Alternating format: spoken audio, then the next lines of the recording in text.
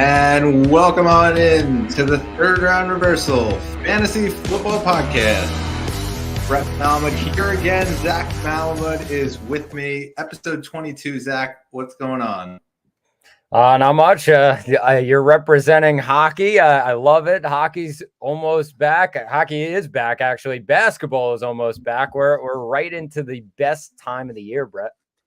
Yeah, it's my favorite time of sports. We got the MLB playoffs. Unfortunately, some of these New York teams are out of it right now, so it's not as exciting in the Northeast as it would be in some years. But as well as Boston, not in it this year, and so yeah, it's not as exciting. But manage with some football, with some hockey, basketball coming up. Like you said, college basketball, your favorite, is coming up, and we still got college football also. So pretty exciting time in sports, and but let's break down some week 6 action here and break down some week 5 injuries.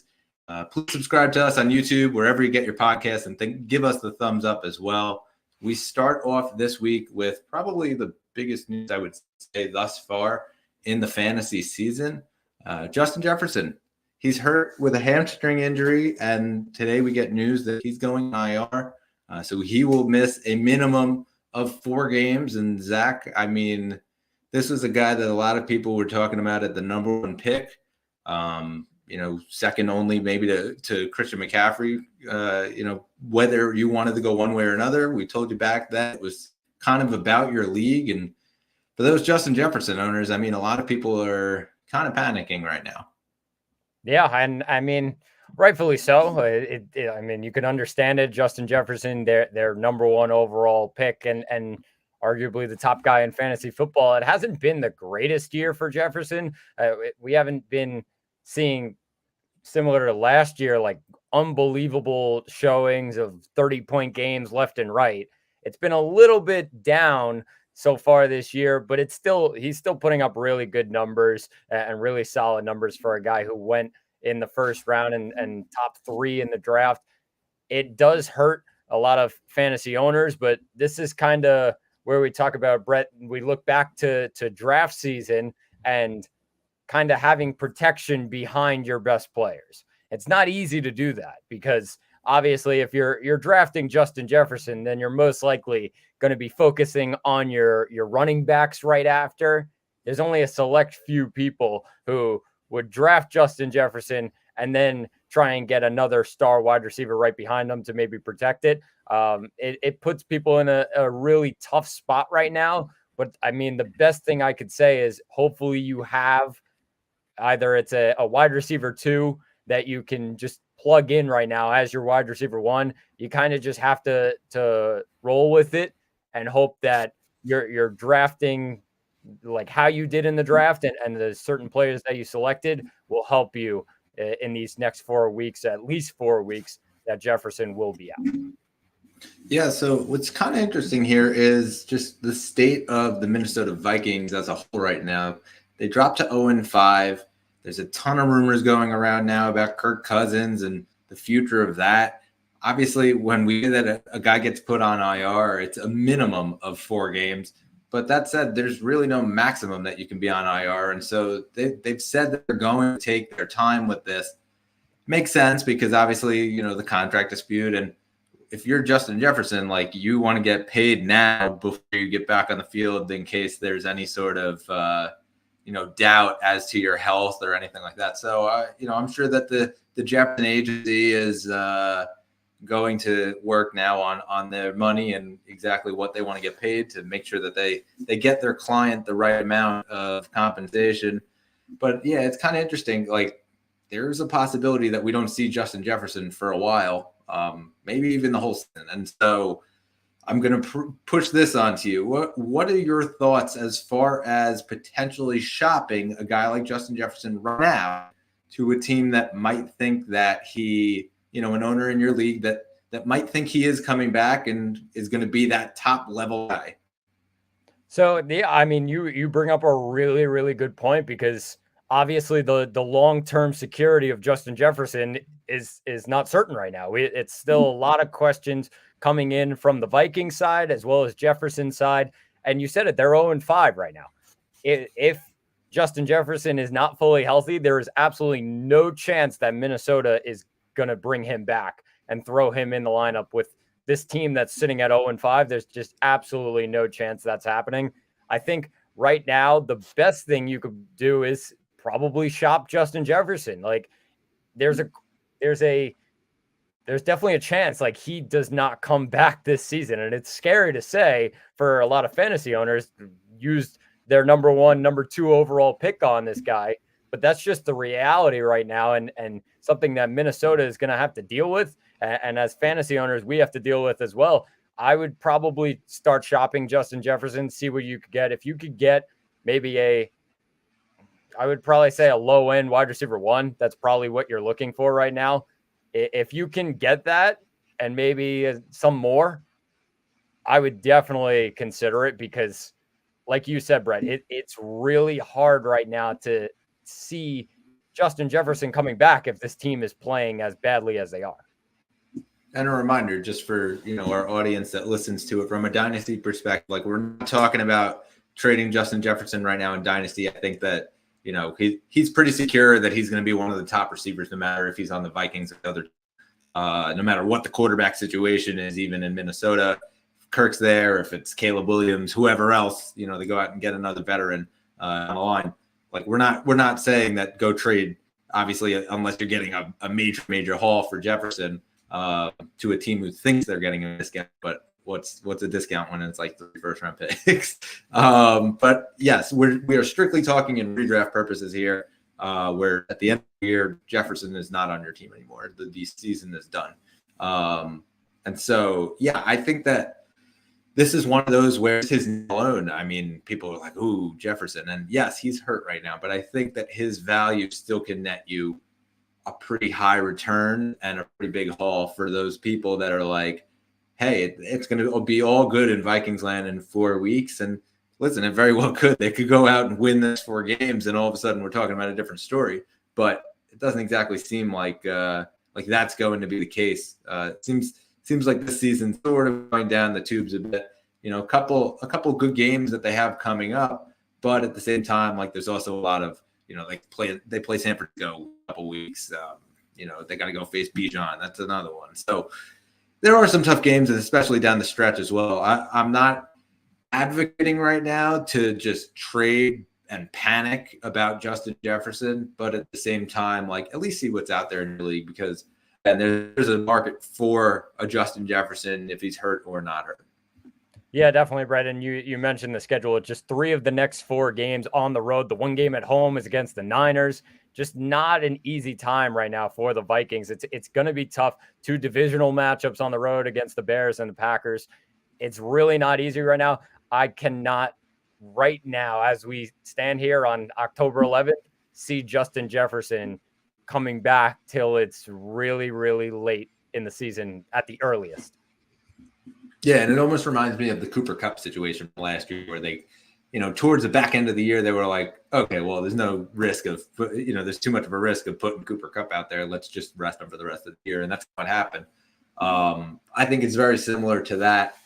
We'll break down as we get into our games for this week who exactly we think might surprise us and get into the scoring charts over to replace him. Yeah, definitely, Brett. Something to keep an eye on in the next couple of days or so. Yeah. So another guy that we kind of saw as, as one of these workhorse guys getting a ton of numbers, also gets on IR. It's James Conner with the knee injury. And Zach, another guy. Listen, Josh Dobbs has been absolutely amazing. The standard that we had predicted him to be at.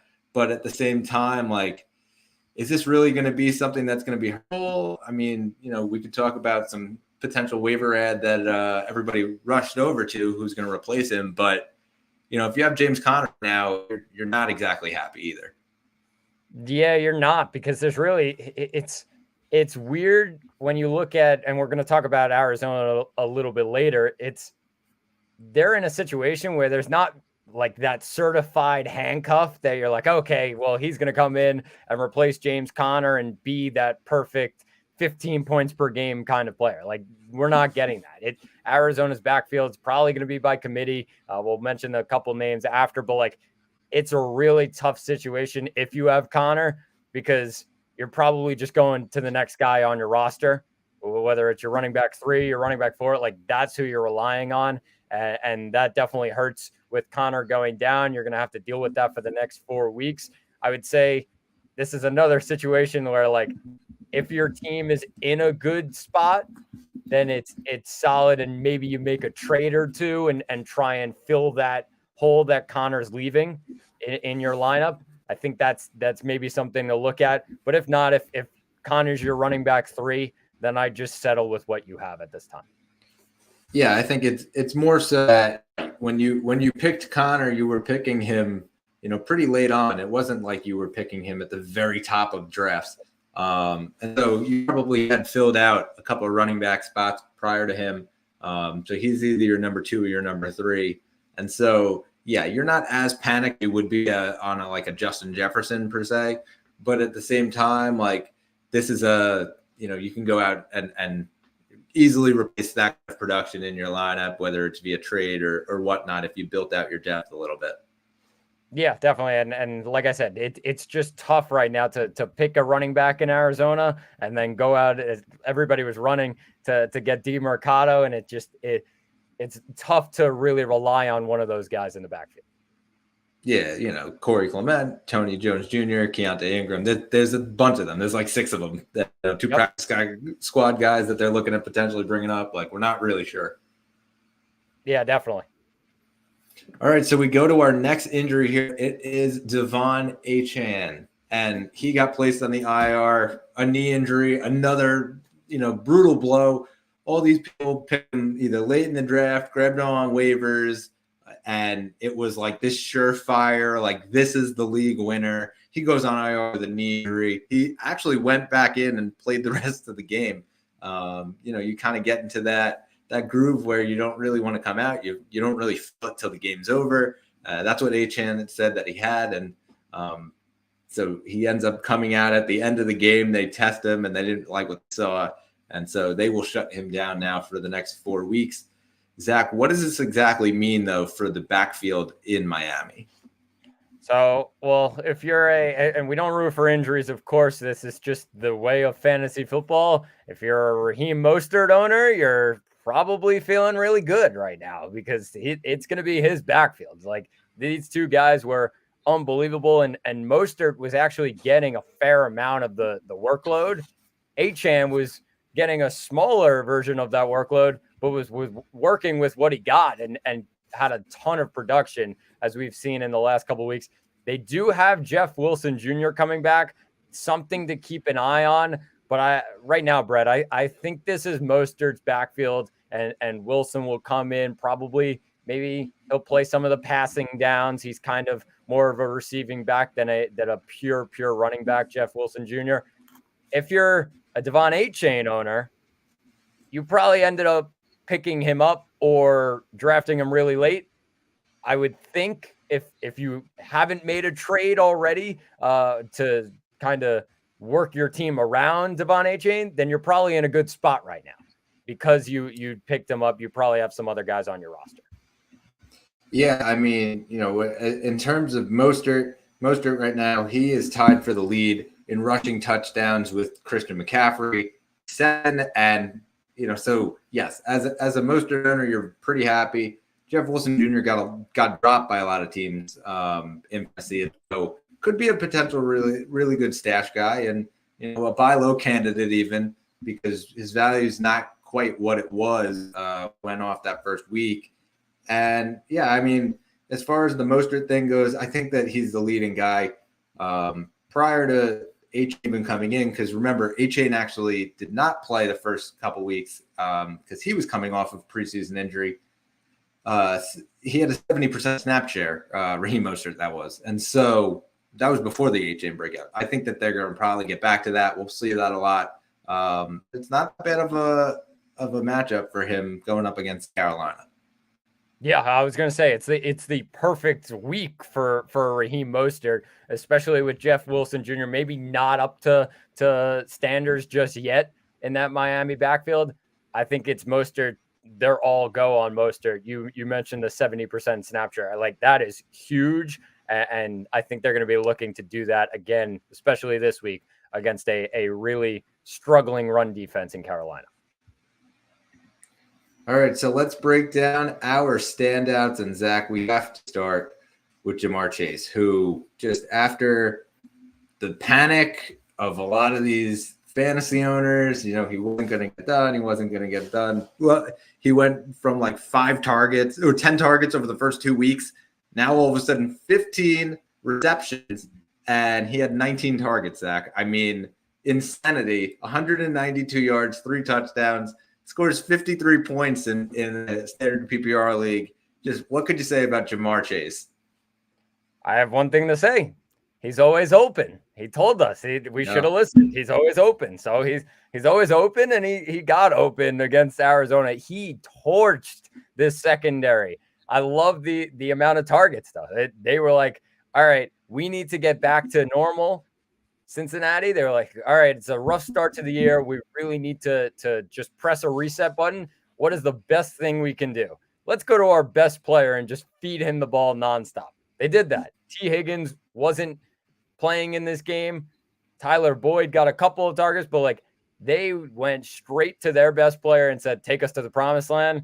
And he did not disappoint. 19 targets. 19 targets is really crazy. We saw a couple of weeks ago with Keenan Allen getting 17 receptions. Very similar to this, because obviously Mike Williams went out earlier in that game that Keenan Allen had a ton of targets in. I think if T. Higgins is maybe struggling, Ja'Marr Chase is back to normal, guys. This is what we were expecting. A lot of people drafted him right after Jefferson and McCaffrey were off the board. They said, all right, Ja'Marr Chase is the next best guy.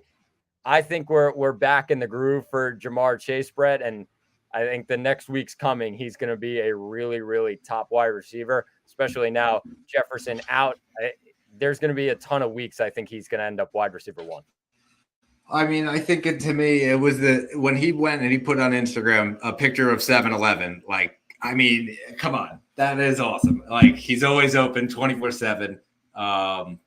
You just knew, and so he said it, and then of course he proved it. But the fact that he got 19 targets, that's awesome, especially for a guy like Joe Burrow, who's his confidence was low, and I think that the buy low window on both of those guys just slammed shut completely.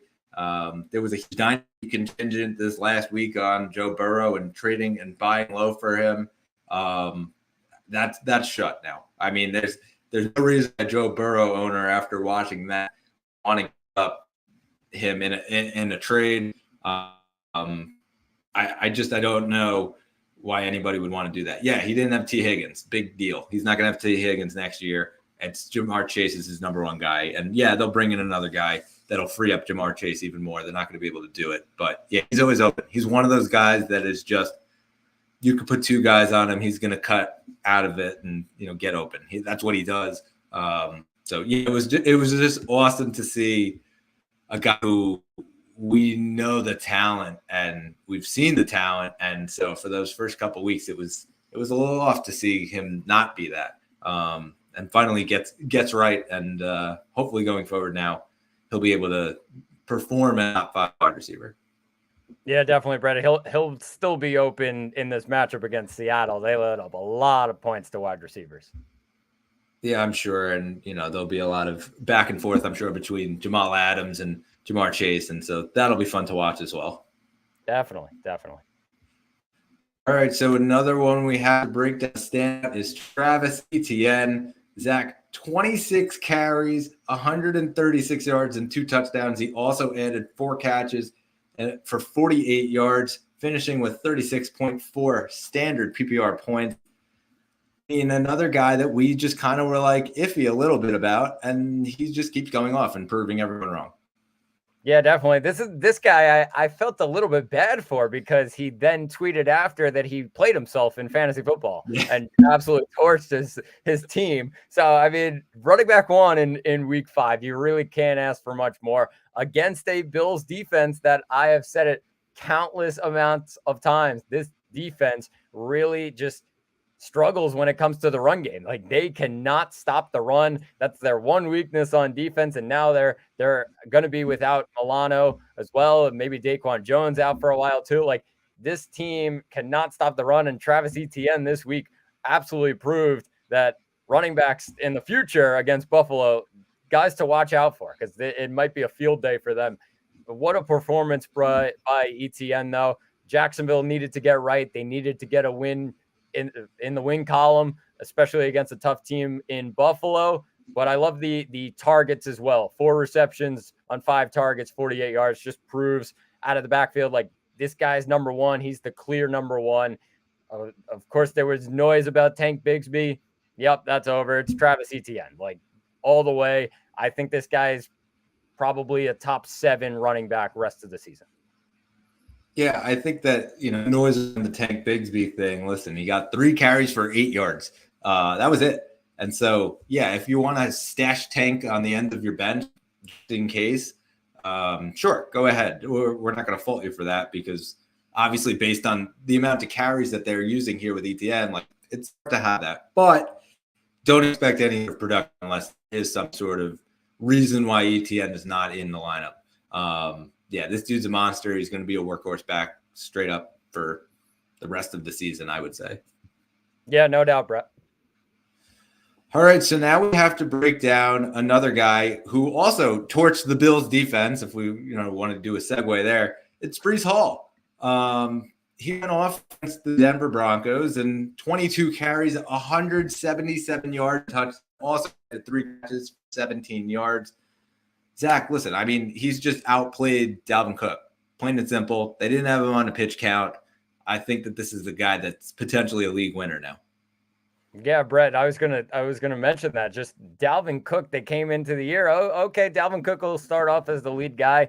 Breece Hall has been ridiculously good, and this just capped off the reason why he's the number one. 6 carries for Dalvin, 22 for Breece Hall. They said, all right, it's Breece's backfield. Let's go. We're riding with him. And I think I talked about it last week. We look at this Denver defense. Just watch out for them in matchups. Like, if your guy's playing Denver, you're probably going to be happy, because they're most likely going to have a great week. Breece Hall proved that. Running back 3 in week 5, 22 attempts, 177 yards, and a touchdown. Also got work in the passing game, 3 receptions on 3 targets, 17 yards. Just great for Breece, and another guy that I would probably now put in the top 7 for rest of season. I think this is clearly his backfield. They're going to ride with him, especially now with Zach Wilson at quarterback versus Aaron Rodgers. I think with Zach Wilson, having Breece Hall more comfortable and a lot more chemistry in that backfield, they're going to ride with Breece Hall and try and move up the field with him. Yeah, we kind of spoke a little bit about Dalvin last week, and just it's so weird to watch that kind of player go out and just be totally ineffective. He looks like a completely different player. He only got on the field for 10 snaps. That was concerning a bit. And so, yeah, he becomes a drop candidate now just based on he's not really doing anything. Listen, he got less touches and less work on the field than Michael Carter did. See, he was actually the 3rd running back of this week. Michael Carter getting 3 catches. He didn't utilize his workload, but at the same time, this is Breece's backfield. I don't really think that Dalvin is a challenger to it. I don't think Michael Carter's a challenger to it. The occasional Zach Wilson scramble. Otherwise, this is Breece, and Breece is the only guy that's going to be rushing for the Jets. Yeah, I think clearly he's the guy, and I think if you drafted Breece Hall, you may have got him a little later if you drafted later, and now you probably have a trio of really solid running backs. So definitely some positives for Breece Hall owners after this week. Yeah, certainly a potential league winner there for the Jets running back. Yeah, definitely. So we break down our games now heading into week 6. We're going to start with tomorrow night's game, and we just got some breaking news actually about it. That is that Kelce, who is listed as questionable, is expected to play after the ankle responds well. He practices, and he will play tomorrow night at home against Denver. See if Taylor Swift is up in the stands. But Zach, let's just break down this game from the Kansas City point of view now that we know Kelsey will be there. Yeah, I mean, I expect nothing less. I clearly expect after he came back in the Minnesota game, comes back in, scores a touchdown. It's just, oh yeah, it's any other day. Like nothing wrong with my ankle. We're perfectly fine. Brett, he finished that game 10 receptions on 11 targets, 67 yards, and a touchdown. He still, even with an injury, had an unbelievable Travis Kelce type game. I'm riding with this guy. I think it's a great matchup going up against Denver. We've talked about this Denver defense, and obviously Breece Hall ran all over them last week. Probably expecting the same from Isaiah Pacheco. I think it's going to be a really solid week. I'd boost Pacheco in rankings this week. Last week, he had 16 attempts for 55 yards and a touchdown, a reception for 9 yards on one target. Just he's the lead back. And last week, they were focusing a little bit more on the passing game. I think this week they can just do whatever they want. They're on their home field, and Denver's defense is really, really struggling. They could go any which way. I'd probably put Rashee Rice in a flex consideration as well after he kind of moved up in rankings after last week, had 4 receptions on 5 targets, 33 yards, and a touchdown for Kansas City. He's probably a flex for me, but I think it's all go Mahomes, Pacheco, Rashee Rice, as well as Travis Kelce in this one. Yeah, I agree. Listen, as far as Kelce goes, listen, he was limited. At the same time, didn't matter. Even when he was limited, he still had like a 27% target share while he was limited, which is nuts. And yeah, do I think he's going to be at full go 100%? And this probably not. Doesn't matter. He's 9th in the league in red zone targets right now. We're talking about a position that absolutely is god awful after the top like 7 or 8 guys, and they become touchdown dependent. He's still going to get his workload. Mahomes looks at him immediately. He has a great matchup because obviously he's playing Denver, who keeps getting absolutely wrecked by every team that comes into contact with them. They've given up the 6th most fantasy points, 3rd highest yards per reception, and the 4th most receiving yards to tight ends. He's has a chance to be the number 1 tight end this week. I'm really not concerned about him at all. And I'm really just concerned more so about who's the number 2. And, it's a conversation we had a little bit about last week. Rashee Rice, yes, scored a touchdown. I think that, he finished with 5 targets, pretty good. At the same time, I'm looking for him to continue to build off of that. Not sure what will come and what Denver will throw at them. As far as the receivers go, obviously you can't really stop Kelce. It's kind of hard to do that. I think that they're going to lean into, Kelce. And then, of course, I think Pacheco. Listen, Pacheco's become this workhorse back where he's the clear-cut guy. Over the last 2 weeks especially, he's played 59% of the snaps in each game, averages 20 touches, 111 total yards. He's only 17 right now in fantasy, and he's a top 20 guy in explosive yards, 10th in yards in contact. They've given up Denver the highest explosive run rate in the entire league, and we're talking about one of the most explosive running backs. I think that this is one of those, potential, like the switch goes on and Pacheco just it's going to be one of those epic performances, I think, especially in prime time when, you obviously Pat Mahomes likes to get it done and try to get the win. So I think that they're going to lean into those 2 guys more so than any other. Yeah, I agree with you, Brett. And Pacheco, I think probably a high-end RB2 right now as we sit. Like he's right in a really good spot if you drafted him. Denver, I'm really worried about, Brett. I think this is a tough matchup. This Kansas City defense has gotten a lot better as this season has gone on. And since week 1, they've been really, really strong, especially with Chris Jones back in the lineup. I'm worried for Denver right now. I think a lot of these guys, Judy, Sutton, Mims, probably flex guys. There's a couple leagues where I'm just benching them. Like I am not confident heading into this matchup. It's a really tough one at Arrowhead. I think Javonte is probably the one you have to maybe start if he's healthy. that's still a question mark. I think he looks like he's probably going to play in Kansas City, but I'm very worried for Denver in this matchup. Yeah, I agree. Listen, I think the only bright spot, and believe it or not, it's Russell Wilson on this team, and it's because he has the fourth highest rating in the entire league right now. You can't really deny that. As much as we've watched Denver struggle as a team, he's actually better than he was last year when he was worse. And so, yeah, listen, as far as it goes with the receivers, you're probably not starting any of them. Maybe Judy hits a flex spot, but you'd probably look at better options. They've been the shut on the slot in Kansas City, and so I think that's that is the thing that scares me there. Javonte, though, listen, he was limited on Monday, and then all of a sudden, came back full session Tuesday, Wednesday. He'll play. He's probably a lower end running back 2, I would say, to a running back, higher end running back 3. That's where I would place him. And so, listen, I'm curious about the workload and exactly what we'll try to give him. I wouldn't start the other 2, P-Rod and Glock. Wouldn't start them. Yes, you probably got to stash him just based on that we don't know what the workload's going to be like with him there. And there is the chance that they kind of split it a little bit, kind of like what we'll talk about over in Indianapolis. But, we'll see how they start to work him back in, Javonte.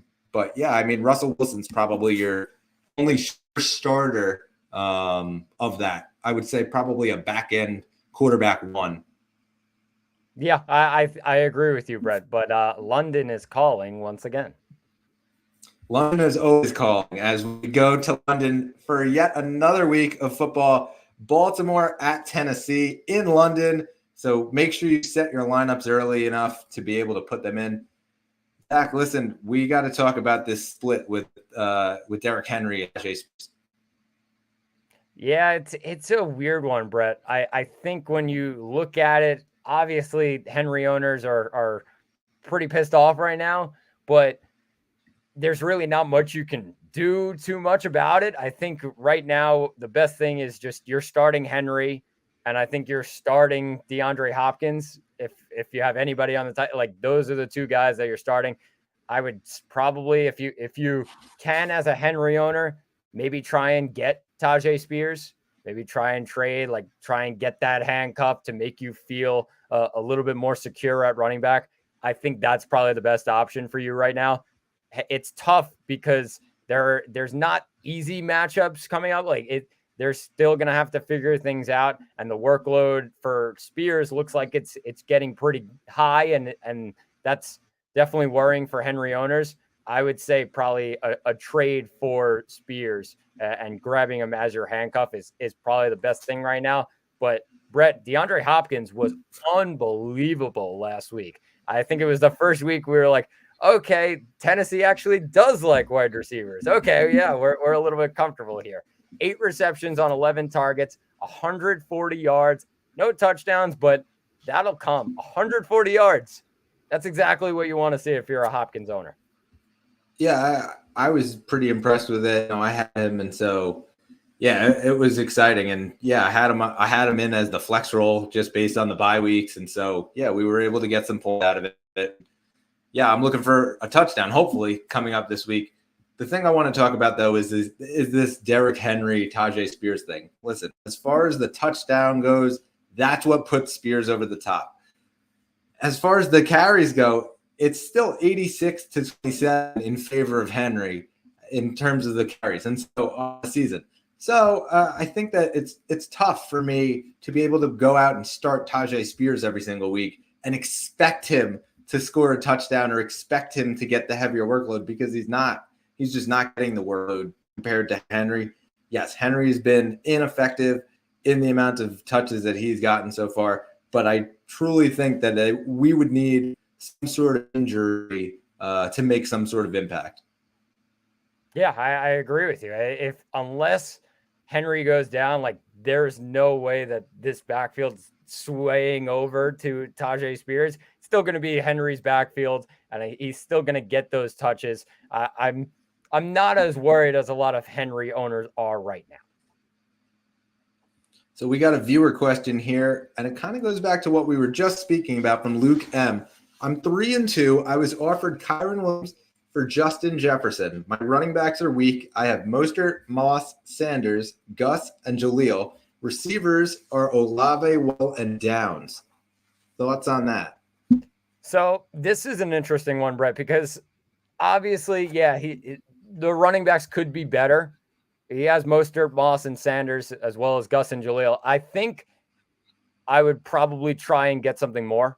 I think that's probably the best option because Kyren, yes, he's great and he's going to be the number one, but I feel like that team is going to be throwing the ball a lot. And although Kyren was getting receptions out of the backfield, I feel like if you're giving up Justin Jefferson, you drafted him super high, probably top 3. Like if you drafted him, I think getting at least maybe a top 10 guy at running back, if you can get top like 12, I think that's really the target. I wouldn't put Kyren Williams there. I'd probably put him top 20. I think he's a really good running back, but I think you could get more for Justin Jefferson. Yeah, I agree. Listen, this is one of those guys that everybody grabbed on waivers. So it'd be basically like trading the first pick of the draft for a guy that you got for free. That's how I look at it. I always look at it as assets. And yes, Kyren Williams is great. And obviously, like everybody thought Cam Akers was going to be the guy. And quickly, Sean McVay was like, no, we're going to Kyren Williams. Yeah, I would try to go get more for him. Obviously, you got a pretty solid group there. But, of course, when you're trading a guy like Justin Jefferson, it's always easy to ask for more. Yeah, I agree with you, Brett. I mean, if you look at it, there's like a couple guys we're talking about Derrick Henry. Like if you could get Derrick Henry for just like that's just you. Although it's like a name, but like it's a lot better than Kyren Williams, who we still have a little bit of question marks on. Whereas Henry, you're like what you're gonna get. The floor is definitely higher than a guy like Kyren Williams. Yeah. And Luke throws in that he's trying to get the guy to throw in Jerome Ford. So, yeah, that would be more like something that you would be open to, I would say. Exactly. A 2-for-1 would definitely be worth it in the end. All right, so let's jump into our next game here. Washington at Atlanta. Zach, I'm just going to sit back and let you go on your Bijan rant for the week. Bijan's amazing. I love him. He's amazing. Let's just keep going. It was a bad week, I will say. It was not a great week, but Houston is a tough defense. Like this defense, we kind of keep Houston under the radar because of the last like 3 years or so. They've just been terrible, and you're like, oh, all right, they're playing Houston. Yeah, great. Okay, start them. I think this was a rough week for Bijan, but he still got a touchdown. He got a touchdown. That's all you can ask. He got in the end zone. Saved the day. Yes, the fumble. That was a little worrying, but it was a great play by Houston's defense. Now he gets a matchup against Washington. I'm full go on Bijan. Like this guy's ready to go, and you just see this guy out of the backfield. It's just so scary. There's nobody like him in the NFL. Just breaking tackles, getting through guys, the juke moves everywhere. He's very versatile, so elusive out of the backfield. It's going to be a great week for Bijan, Brett. Yeah, I mean, you're going up against the Commanders, and they're not the most exciting team. And so, yeah, I think that this is going to be a week where Bijan kind of rolls. The big surprise for me, though, was that we kind of trashed last week, to be honest. It was Desmond Ridder, the quarterback. Ridder went 28 of 37 for 329 yards and a touchdown. No interceptions, which I was very surprised about. Added 4 carries and 10 yards. And so, listen, the win is the win. And I think that hopefully, knock on wood, 7 targets to Kyle Pitts and 7 catches, 11 targets to Kyle Pitts and 9 targets to McLaurin, including catches. I hope that continues. I think that part of the game really is what stood out to me in terms of the Atlanta offense, something that we really didn't see those first bunch of weeks. And yeah, it was a lot of like Jonnu Smith and nothing else. That was their passing game. They finally started to spread the ball around. And so I was excited about that. I'm curious to see now what happens as we move forward, especially with double-digit targets for a guy like Kyle Pitts, a guy that we were obviously very low on coming into this week. Yeah, Brett, this is something to keep an eye on. They have some pretty solid matchups coming up. I think it's a really strong schedule. After this Commanders game, the Falcons, then the Falcons are playing the Bucks. Then they have the Titans, the Vikings, and the Cardinals. Three just struggling passing defense. I think they're going to be throwing the ball. If they trust Desmond Ritter, great. Like we didn't after last week. It was just there was nothing showing me that Desmond Ritter should be the quarterback of the Falcons. He proved me wrong. I'll definitely stand back. Like he did a great job last week. Definitely passed through this Houston defense. They got a lot of options. Jonnu Smith is getting a lot of targets, but Kyle Pitts is also getting those targets as well. I think right now for this week, I would say London, Pitts. Some people would be like, oh, I'm going to start Jonnu Smith. Yeah, he probably could get you some points. I think if they're throwing the ball around, it's definitely an option. I think those three guys are really it, I would say, for Atlanta. Yeah, he keeps going back between the bench and that like wide receiver 3 flex territory. I think that, again, now this week we head into a good matchup. He's probably a really good flex option into that wide receiver 3. Kyle Pitts is probably one of those like lower end tight end ones. You know, if you have a top option like a Sam Laporta or something, you're going to put Sam Laporta ahead of him. I think that's where he falls, like that 7, 8, 9 range of tight ends. Desmond Ritter, probably not starting him unless you're in a super flex league. But if you are in a super flex league, he's a solid matchup this week, obviously with Washington, and then obviously you're rolling Bijan out every single week. He has proven himself to be one of those matchup-proof running backs, I think. Yeah, Brett, 100%. And Washington, I said it last week, you're throwing that game script out the window from last week against Chicago. They threw the ball way too much, and they didn't want to. It was just because they were down so much so early in that game. I think Brian Robinson, Terry McLaurin, and the one thing I'll take away from that game was Logan Thomas, who got a ton of ads in fantasy this past week. Rightfully so. Like this guy put up a ton of numbers, 9 receptions on 11 targets, 77 yards and a touchdown in a position where we're looking left and right for maybe a guy tight end. Like he definitely can fit in there. I think they're going to be throwing the ball a fair amount. Atlanta's defense is pretty solid. And I think Atlanta at home will probably be up in this game. I think Sam Howell will probably be throwing the ball around. Logan Thomas, a guy to look out for. I mean, listen, I don't think that Sam Howell is ever going to throw it 51 times in a game for the foreseeable future. But at the same time, I think thought he well when he was throwing the ball. And so, yeah, you throw the game script out the window. I did take away, besides Logan Thomas, also Curtis Samuel, who also got 7 targets. 6 of them ended up being catches, scored a touchdown. Still available in like 8% of leagues right now. And so a deeper ad that you can go out and try to get in one of your leagues. And listen, I mean, 7 targets is pretty good just as far as it goes. You just talked about like they're going against a good defense. And so might be a time where they try to shut down a guy like Terry McLaurin, might leave Curtis Samuel open this week. And so, yeah, potential ad there. Yeah, definitely, Brett. All right, so now we break down the next game, and it is Seattle. They take on Cincinnati. And Zach, it seems like Jamal Adams is back coming to this week. Is that going to affect Jamar Chase at all? And are you starting Joe Burrow again? Is Joe Burrow back in your lineup now? Joe Burrow is back in my lineup. They are playing Seattle, and Seattle's defense has been a tiny bit better. No, they haven't. Like they are going to, I think I'm expecting a lot of the same from Cincinnati, similar to what they did last week, slinging the ball around. The question is T. Higgins going to be playing? I think that's something to look out for.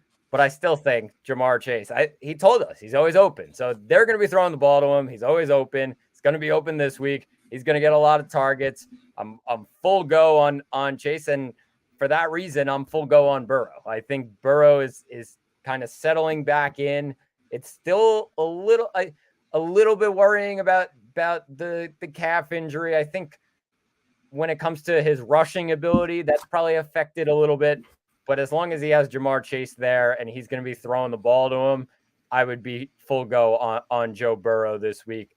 And the other guy in that lineup is Joe Mixon, who got a lot of carries last week, 25 of them for 81 yards, no touchdowns, 4 receptions out of the backfield. I would start Burrow, Mixon, Chase. Question mark right now on Higgins, Brett.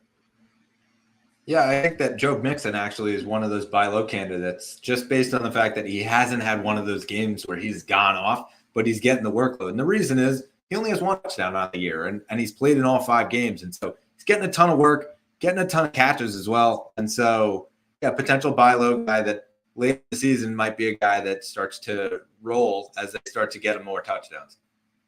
I was going to say, Brett, a very solid floor that Joe Mixon has. He's one of the most consistent running backs he has been year after year in fantasy football. Moving to the Seattle side, I like Kenneth Walker this week, DK Metcalf, Tyler Lockett, and I would probably have Smith and Jigba as a low-end flex. I think normal week for Seattle. Yes, this Cincinnati defense is pretty good, but all 4 of those guys, you're probably pretty comfortable putting them in your lineup.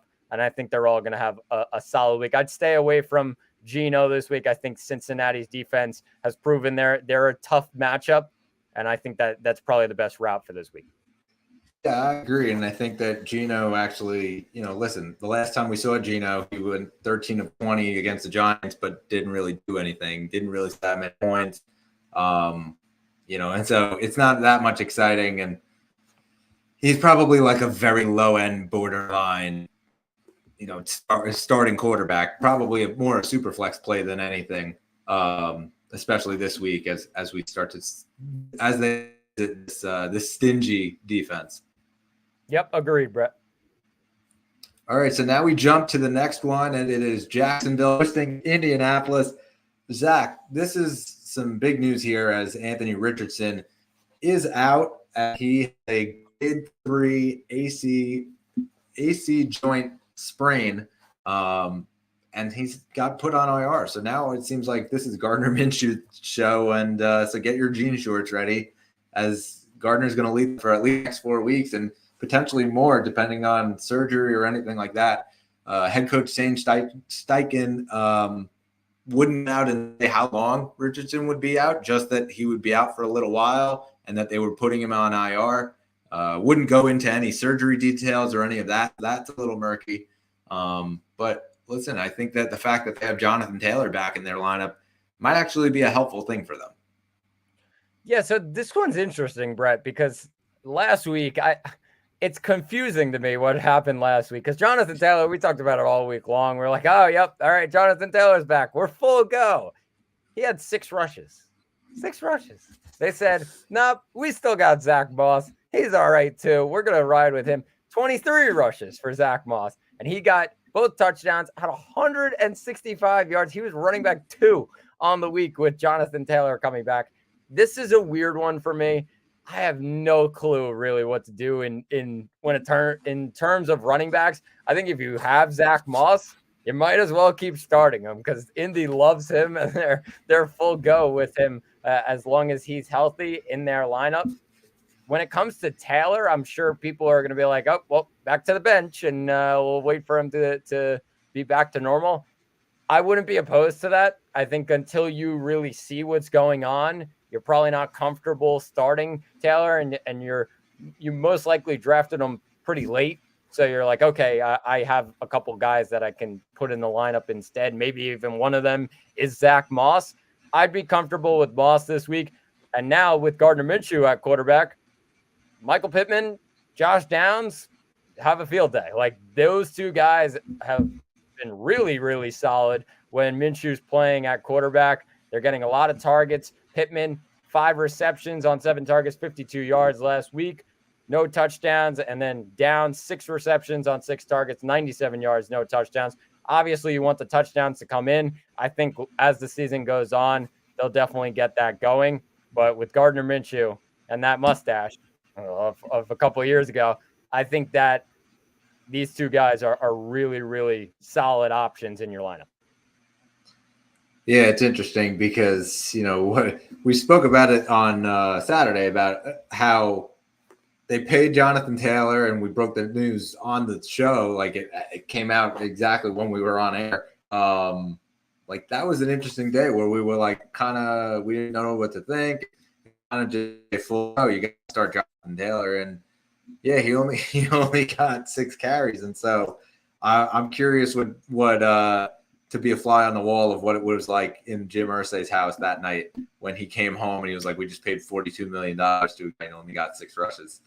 So yeah, that was interesting. But I think that this is going to be one of those weeks where we start to see the split continue more towards Taylor, and it's almost like, they said they were going to want to count to begin with and work him in slowly. I think we'll start to see that 50-50, and then it'll start to go towards Taylor. They didn't give him all that money just for no reason. Obviously, he's going to be the workhorse back. Just a matter of when, as opposed to if, because they're not going to give him 5 carries, and that he's not going to get that workload every week. So Zach Moss getting 23 carries, awesome.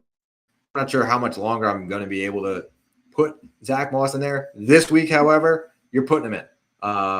Right now, it seems it's going to be 1A, 1B for the time being till they finally make that switch where Taylor gets the workload. Taylor, for me this week, is probably a flat low end running back 2. You're still putting him in your lineup, I would say, because again, he could always pop at any time. You're probably doing kind of what you did last week, where you're making room for him in your lineup. Don't expect the moon. I don't think that they're going to get that at all. Jacksonville's been okay, but at the same time, I think that as far as the receivers go, yeah, Pittman, have a day. Josh Downs, have a day. Gardner Minshew has proven that he likes going to those 2 guys, and he's going to continue to. And so while I'm not starting Gardner Minshew, I'm starting those 2 wide receivers. Yeah, 100%, Brett. And Jacksonville's run defense, top 6 right now in the NFL. So that's something to look out for this week. Probably maybe a little bit of a downgrade for those 2 running backs. But I agree what you said. When it comes to Jacksonville, solid week last week. You're probably starting Lawrence just because of the matchup against this Indy defense. And we saw Ryan Tannehill dishing to DeAndre Hopkins last week. Like, this is a solid matchup for Lawrence on his home field. ETN is full go. I think Ridley, I talked about it last week. I said I need to see something from Calvin Ridley, and he proved it to me. So he's back in the good graces of fantasy football. 7 receptions on 8 targets, 122 yards. I think the same thing with Christian Kirk, solid option as a wide receiver 2, maybe wide receiver 3, and then Evan Ingram, where you can't really find tight ends. I think Evan Ingram's a really solid option this week against Indianapolis. Yeah, I mean, it's been an interesting season so far for Trevor Lawrence. I think you're still rolling with him. He's still a pretty good option. Nothing's eye-popping right now in terms of the numbers over the last 4 weeks, but, he's still probably a low-end quarterback 1. You're still putting him in there, and certainly if, you're in a super flex league, then you're certainly putting him in there. But I would say he's probably one of those lower-end quarterback 1s. Again, depends on your team, depends on how many quarterbacks you got. But otherwise, he's going to be in your lineup. Yeah, I think that Ridley actually listened to you last week when you said I got to see something out of him because, yeah, that was a pretty good output. 7 catches on 8 targets for 122 yards. And, yeah, they didn't score a touchdown, but that's okay. I think that he'll get his touchdowns over the course of the season. So you're putting him in, you're putting Kirk in. Zay Jones scored a touchdown last week, maybe a deeper league kind of starter there. The struggles for Evan Ingram this past week, I think, were a fluke. Buffalo was actually really good against the tight end, and so he had 8 targets. He only had 4 catches on them. So I wouldn't read too much into that. He still got his 8 targets, and they tried to find him. Buffalo's that's the one part of their defense that they're really good at stopping. And the reason is because they have to go against Dalton Kincaid and Dawson Knox in practice every single week. So they're pretty good against them. Yeah, Buffalo, a really, really tough defense, Brett. Let's get down to Miami. Yeah, so we go to sunny Miami across the state from Jacksonville there as they take on Carolina. And Zach, this is like we said, this might be the most show here from the running backs. But as far as the wides go, I think this could be another big game. Yeah, I agree with you. And I think Tyreek Hill is going to be in for a great one, and it's going to help my fantasy team this weekend. 8 receptions last week on 9 targets, 181 yards and a touchdown. just absolutely torched that Giants defense. The question has been for the last couple of weeks, Jalen Waddle, he kind of was good last week. I still think there's definitely some room for improvement. He did get 10 targets, which was more than Tyreek Hill with 9. So that's probably the big positive from this one. He got the touchdown as well. They started the game. They knew all the question marks about Jalen Waddle to start this year, and they went right to him, grabbed him that first touchdown. 5 receptions on the day on 10 targets, 35 yards and a touchdown. So I think there's room for improvement, but it's definitely a good start. And he's got another solid matchup this week against Carolina. And then you said it. I think Raheem Mostert, like full go. He's definitely the guy in this backfield this week, and you definitely should be starting him, as well as Tua. This is a perfect matchup for Tua. I think he's going to be finding his wide receivers in Hill and Waddle. It should be another pretty easy day for Miami this weekend. Yeah, and I would also add the defense to that. I think this is a potentially a good one, as you know, we've seen this early struggles here out of Bryce Young and the picks. So you're chasing pick sixes, and I think that there's the potential for some turnovers this weekend. And so, yeah, I think I'm starting all those guys that you just said, in addition to the defense. And so I think most is probably one of those like solid RB2, like I would say mid to higher tier RB2, depending on your league. As far as it goes with Carolina, Adam Thielen is a top 10 wide receiver right now in the league. Oh my God. I mean, yeah, we talked about that Thielen would be the red zone guy and all of that. Don't think we saw that coming. Top 10 tight end, top 10 wide receiver through the first 5 weeks of the NFL season. He goes for 13 targets he got. 11 catches, 107 yards, and a touchdown. You're putting him in your lineup. I mean, he's probably a high-end wide receiver 2 right there, right? Like this guy, you better be putting him in your lineup because this is a good matchup this week. I think Miami's going to give him the space.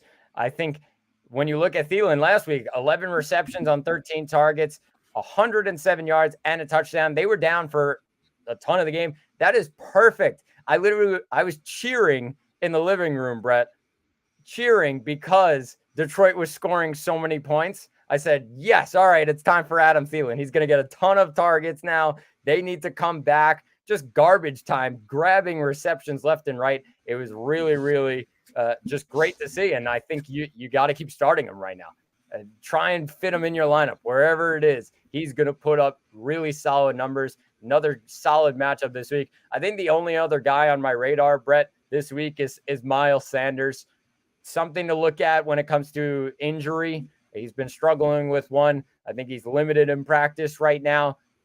Definitely something to look at going into this matchup. I think you're probably starting him if you have him on your roster. Yeah, you probably are. And I think that the one thing that would be against it is if they have to throw the ball throughout the game because they, obviously are down to so much. That would be the only knock on it. However, if you have him, yeah, you're probably starting him. Yeah, I agree. All right, so jump here to a viewer question, and this is from Bronson. Trade Michael Thomas and Sutton for, I don't know if this is a choice, but it seems to be DK or Zay Flowers or Garrett Wilson or Jacoby Myers or Terry McLaurin. So, Zach, of those guys, who would you pick? DK, Flowers, Wilson, Jacoby Myers, or Terry McLaurin? Well, if I had the choice, it would clearly be DK Metcalf. Like there's just, I think there's a level right now for DK and then the rest of the guys. Yeah, Zay Flowers has been solid, but he's not DK Metcalf, and he's not. I still think there's kind of a battle for that number one in Baltimore. If there's a number one in Seattle, it's DK. With Garrett Wilson, the targets have been there, just the production's not. So I'm gonna stay away from him right now.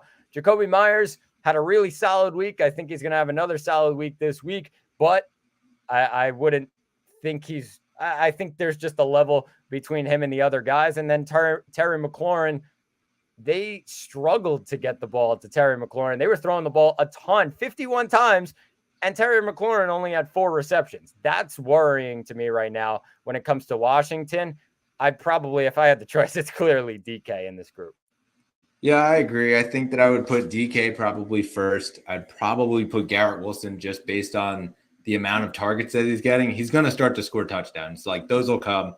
And then, and Wood Brown is also, I still would keep the same order. Zay Flowers would probably be third for me right now, just based on his production as well. So I would put it, DK is first, obviously try to go for DK, but then Garrett Wilson and then Zay Flowers.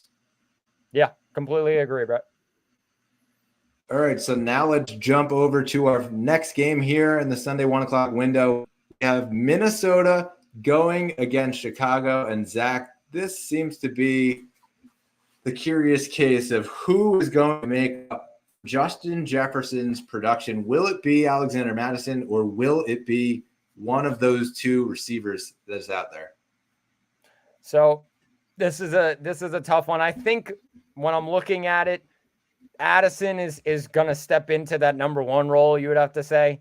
I think that's just clear, and we saw that kind of last week, 9 targets overall. I think there's a good chance that Hawkinson could be the number 1 option now, as he's getting a ton of targets as well. He had 8 of them last week. Right now, I would probably say Addison, then Hawkinson, and then KJ Osborne. I think that's probably my order. I just know that Kirk is going to want to take deep shots. Like, he's going to want to find guys deep downfield, and Addison's that guy. Like, he's more than Hawkinson. He's the guy that he's going to end up going to. He got a touchdown last week as well, Addison. And then when it comes to the running game, Alexander Mattison probably is the number 1 guy for now.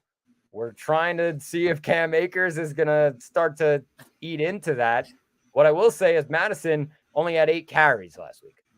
8 carries for 26 yards. He did have a couple of receptions. One of them turned into a touchdown. Probably a positive for Mattison owners. I'm waiting to see whether it turns into a split between Mattison and Akers. But right now, if I had to pick an option, Brett, I think I would choose Addison and then Hawkinson. Yeah, I agree. I think that, part of going into last week was they didn't give him as much run because it was sort of like they had to throw it. They were down by a touchdown and they were kind of chasing the game the entire game. And so, yeah, it's a less action for Madison's standpoint. And so, yeah, I'm a little nervous about that Cam Akers, touches. And it was 8-5. It wasn't like it was, anything that was so far ahead. Guys getting 30 yards compared to, like, they were right there neck and neck. And so, curious to see if Cam Akers starts to eat in a little bit more as we get into a full game. Obviously, they're playing Chicago, so you would think that they're going to run the ball a bit more if they get up. So I'm curious to see what that workload looks like. But, yeah, as far as it goes with the receivers, I think I agree with you. Chicago has not been good against the deep threat, and I think that Kirk loving to throw deep, it's going to be Addison because of the speed, how quickly he can get open down the field. I think back to that game against Philadelphia that we saw in primetime a few weeks ago where Addison caught the long touchdown. I think we're going to see a lot of those kind of plays from Kirk, and I think that they're going to use Addison. Listen, in the fourth quarter when driving down the field, Jefferson was not on there. It looked like he was strictly looking at Addison as his first read, and I think that's going to be the thing that continues. However, KJ Osborne is a potential flex option, potential to score a touchdown. When you got ball, Kirk Cousins could end up being that Adam Thielen role that we saw last year with KJ Osborne kind of filling in a little bit there. Certainly worth the stash, though, and so he's out there in a ton of leagues, and so that's a guy that I would go out and grab. Yeah, I agree with you, Brendan. And Cousins, just a guy to keep on the radar this week. I think it's just a solid matchup against Chicago. I think he could put up a number of points if you have him and definitely put him in your lineup. The other guy that I would definitely put in my lineup is Justin Fields, because what a performance last week. Quarterback 1 in week 4, 282 yards, 4 touchdowns, no interceptions, 11 attempts on the ground, 57 yards. And with running back question marks right now due to health, Roshan Johnson, Khalil Herbert, like Justin Fields, put him in your lineup. He's going to probably have a great game because Minnesota's defense, we've said it plenty of times, They are just not good. They haven't been good for the last couple of years. It's going to be a really, really solid matchup for Fields. And with that said, his top 2 targets, DJ Moore, Cole Kmet. I think those are the 2 guys on the radar right now. Moore, after last week, the ceiling is just so high after what he was able to do against Washington. I wouldn't be surprised if he got the same amount of targets, 10 of them he got last week. I think it could be even more this week against Minnesota. Do you think he's going to get 230 yards again? I don't think he'll get 230 yards. He could get 3 touchdowns, a couple touchdowns. That could keep it on the radar. Yeah, so for me, it goes exactly the same way. Like, you're starting those guys. I'm interested to see. Listen, we talked about it last week because it was the Thursday night game, and we recorded our podcast on Saturday. And so the Khalil Herbert, Roschon Johnson situation, I'm interested to see what happens now. Khalil Herbert couldn't put any pressure. Right now, he's listed as doubtful, and so probably not going to play this weekend. I'm curious about the Roschon Johnson workload and what it looks like. Listen, he is in the concussion protocol, and so if he's not playing, then you got Don Foreman, the starter right now, and Travis Homer is backing him up. So it's not going to be the exciting rushing game that you would think, and therefore their lead rusher will be Justin Fields. However, if Roschon Johnson is in the game, I think that he's actually a very good flex option this week. I think that the fact that he is playing against Minnesota and Minnesota's defense has not been that good against the run certainly leads to Roschon, at least getting a look at potentially being in the lineup. Yeah, Brett, I think if one of them are in the lineup and the other isn't, then you're definitely probably starting them. I think if none of them are in the lineup, I'd probably just stay away. I'm not a huge fan of the Chicago backfield other than those 2. I think Donta Foreman will probably get the most carries, but I think Justin Fields will just take it himself at that point. Completely. Definitely. Yep. All right. So now we jump over to our next one. San Francisco, they head to Cleveland. And Zach, I mean, what can we say about Brock Purdy? This guy has been quarterback 7 on the league year. And I mean, he's out there in a ton of leagues right now. I'd probably recommend you at least go grab him and stash him on your roster. Yeah, I agree with you. I think when it comes to this week, it's a little bit of a tough matchup. So something that I think he's the kind of quarterback where you might have to play him based on matchup. I think that's just something that you really have to look at. And Cleveland's secondary, that's what you're looking for. Because obviously last week, Dallas' secondary is pretty beat up right now. So he was having a field day against them. Cleveland's secondary, on the other hand, is really solid. And I think it's going to be a tough matchup for him. I think they will ride with McCaffrey in this one. Just hand him the ball, let him go. The weather is not supposed to be great in Cleveland this weekend. Something to keep an eye on. When it comes to San Francisco, I would say McCaffrey, obviously, number 1 in your lineup. I think Ayuk, Samuel, and Kittle are the 3 guys I'm looking at. Samuel, last week, 3 receptions on 3 targets, 55 yards, no touchdowns. Did get 5 carries on the ground for 30 yards. That's what you want to see from Debo. Hopefully he can turn those into touchdowns. That's what you're really asking for. And then his value will definitely boost up. But they didn't need to give it to Ayuk or Samuel for touchdowns because George Kittle took all of them.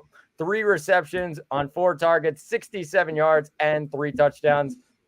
3 receptions, 3 touchdowns. George Kittle, there was people that were so worried about George Kittle. I think they're just quiet today. I think they're like, all right, well, George Kittle is back to normal. So I think it's just a solid week for San Francisco, especially if Watson does not play for Cleveland. I think George Kittle was worried about George Kittle for a little bit there. He only got 1 catch for 9 yards the previous week against Arizona. He erupted. And so I think that you're putting him at the top end of those tight end charts, and he's in your line. But yeah, I agree with you. It's those same guys. It's Ayuk, it's Samuel, McCaffrey, obviously, and then Kittle. And so as far as Purdy, tough matchup coming. They're going against Cleveland. Cleveland right now has the fewest passing yards allowed, second fewest passing touchdowns allowed. So tough matchup. Probably like one of those fringe, higher end quarterback twos, I would say. So you probably start him in Superflex, even with the matchup. Probably not starting him in a regular one quarterback league though this week, but definitely worth a roster spot because that schedule lightens up just a bit right towards the middle, and so potential guy that you could put in as your guys get into bye weeks and things like that, and you need to put a guy, quarterback gets hurt, it's a potentially a top 10 option there. Yeah, Brett, I think when we look at this matchup just on paper, San Francisco against Cleveland, it looks really, really good. I think this might be one of the most boring matchups of the weekend. Deshaun Watson's probably not playing. I think San Francisco is just going to beat the brakes off of them. I would say for Cleveland, the only two guys on the radar is Jerome Ford and Amari Cooper. Anything else after that, you're hoping that Watson plays. It's just looking very unlikely that he will end up playing. You're probably going to have to look for maybe streaming options or just go to your backup quarterback in your lineup if you do have Watson. But I would say it's just Ford and Cooper that I'd be looking at this week. Yeah, and a reminder that came out that Deshaun Watson, if he cannot go, that it will actually be PJ Walker starting the game. Comes out in the press conference this week, not Dorian Thompson-Robinson. So if you are in one of those really deep leagues where all the quarterbacks are grabbed because it's one of those super flex leagues and you need somebody, don't go picking up Dorian Thompson-Robinson. Go pick up PJ Walker because he would be the guy who's going to get the start. As far as it goes though, with Cleveland, listen, they're coming off the bye week, and we'll see if John actually can come out and play. But as far as it goes with these guys, listen, like David Njoku, he's been getting some work as well. And so he's been getting targets. It's probably a lower end tight end one. But it's Cooper and Ford. And I don't think that there's anybody else who's like a surefire lineup guy. Njoku, if you have him and you don't have any tight ends, I would say. Yeah, 100%, Brett. All right, so now we jump right to the next game. And Zach, this will be a good one as we see New Orleans take on Houston. And CJ Stroud has actually been pretty solid to start his year. No interceptions. I mean, it was something that Aaron Rodgers yesterday on the Pat McAfee show just was raving about, just how he has started his career and not thrown an interception. Yeah, I mean, there's not many things like to really say. Like, he's been just really, really solid, a really good, I would probably say quarterback 2 so far this season. Like, he's right in that spot, and you're putting him in here. I think when you look at this week's matchup, you say, oh no, all right, well, it might be time for the first interception. It might be coming because this defense is really, really good. New Orleans, we saw what they did to Mac Jones in New England last week. And if they're taking on a young quarterback, a little bit inexperienced in these kind of games, like, they will definitely find a way to take advantage of them. When it comes to Houston, you're starting Stroud in Superflex. Anywhere else, you're just staying away. I think that not even even close to a streaming option just because of the matchup. Dameon Pierce is in your lineup, and this is a weird one because Nico Collins. There's one week I talk about Nico Collins and I'm like, oh my God, he's like a top 7 wide receiver. And then there's the other one and he goes back to like wide receiver 72. And you're like, oh, well, all right, he's back on the bench. I don't know what to really do here. The one thing I'll say is I think New Orleans is a solid enough team that they'll be up in the game. Maybe some positive vibes of Stroud throwing the ball and dishing it around. And I think that'll maybe lead to more targets for Collins. If I had a choice, I'd maybe look for a better option just because it's just so hit or miss. It's a boom or bust with Nico Collins so far this year. And I think that's worrying heading up against New Orleans defense. Yeah, I think it's actually, just from the quarterback perspective, it's just been off to see CJ Stroud. And, anybody who talked at the beginning of the year about rookie picks and all of that, and everybody was knocking CJ Stroud as he's going to be the worst of the 3. And right now he looks like the most solid of the 3. And so that's pretty great. It's funny how things turn out like that. But he's turning out to be the more solid quarterback. You could say what you will about Richardson and all of that, but hey, listen, I'm a Richardson owner, and he keeps lowering his shoulder every 2 seconds. keeps ending up on the ground, concussion, now this AC sprain. CJ Stroud looks like he's just solid, very comfortable, comfortable on the move, not only in the pocket, but, rolling out of the pocket. And yeah, he hasn't thrown any interceptions. He's been really conservative about how he's placing the ball, but at the same time, like, he's still slinging it. It's not like this guy is just throwing dump offs every down. He's slinging the ball. And so it's exciting to see. And so, yeah, he's got a tough matchup. Obviously, yeah, last week we saw Nico Collins get shut down completely. They were doubling him pretty much every single time. And so we saw guys like Robert Woods get involved in the offense, getting 9 targets.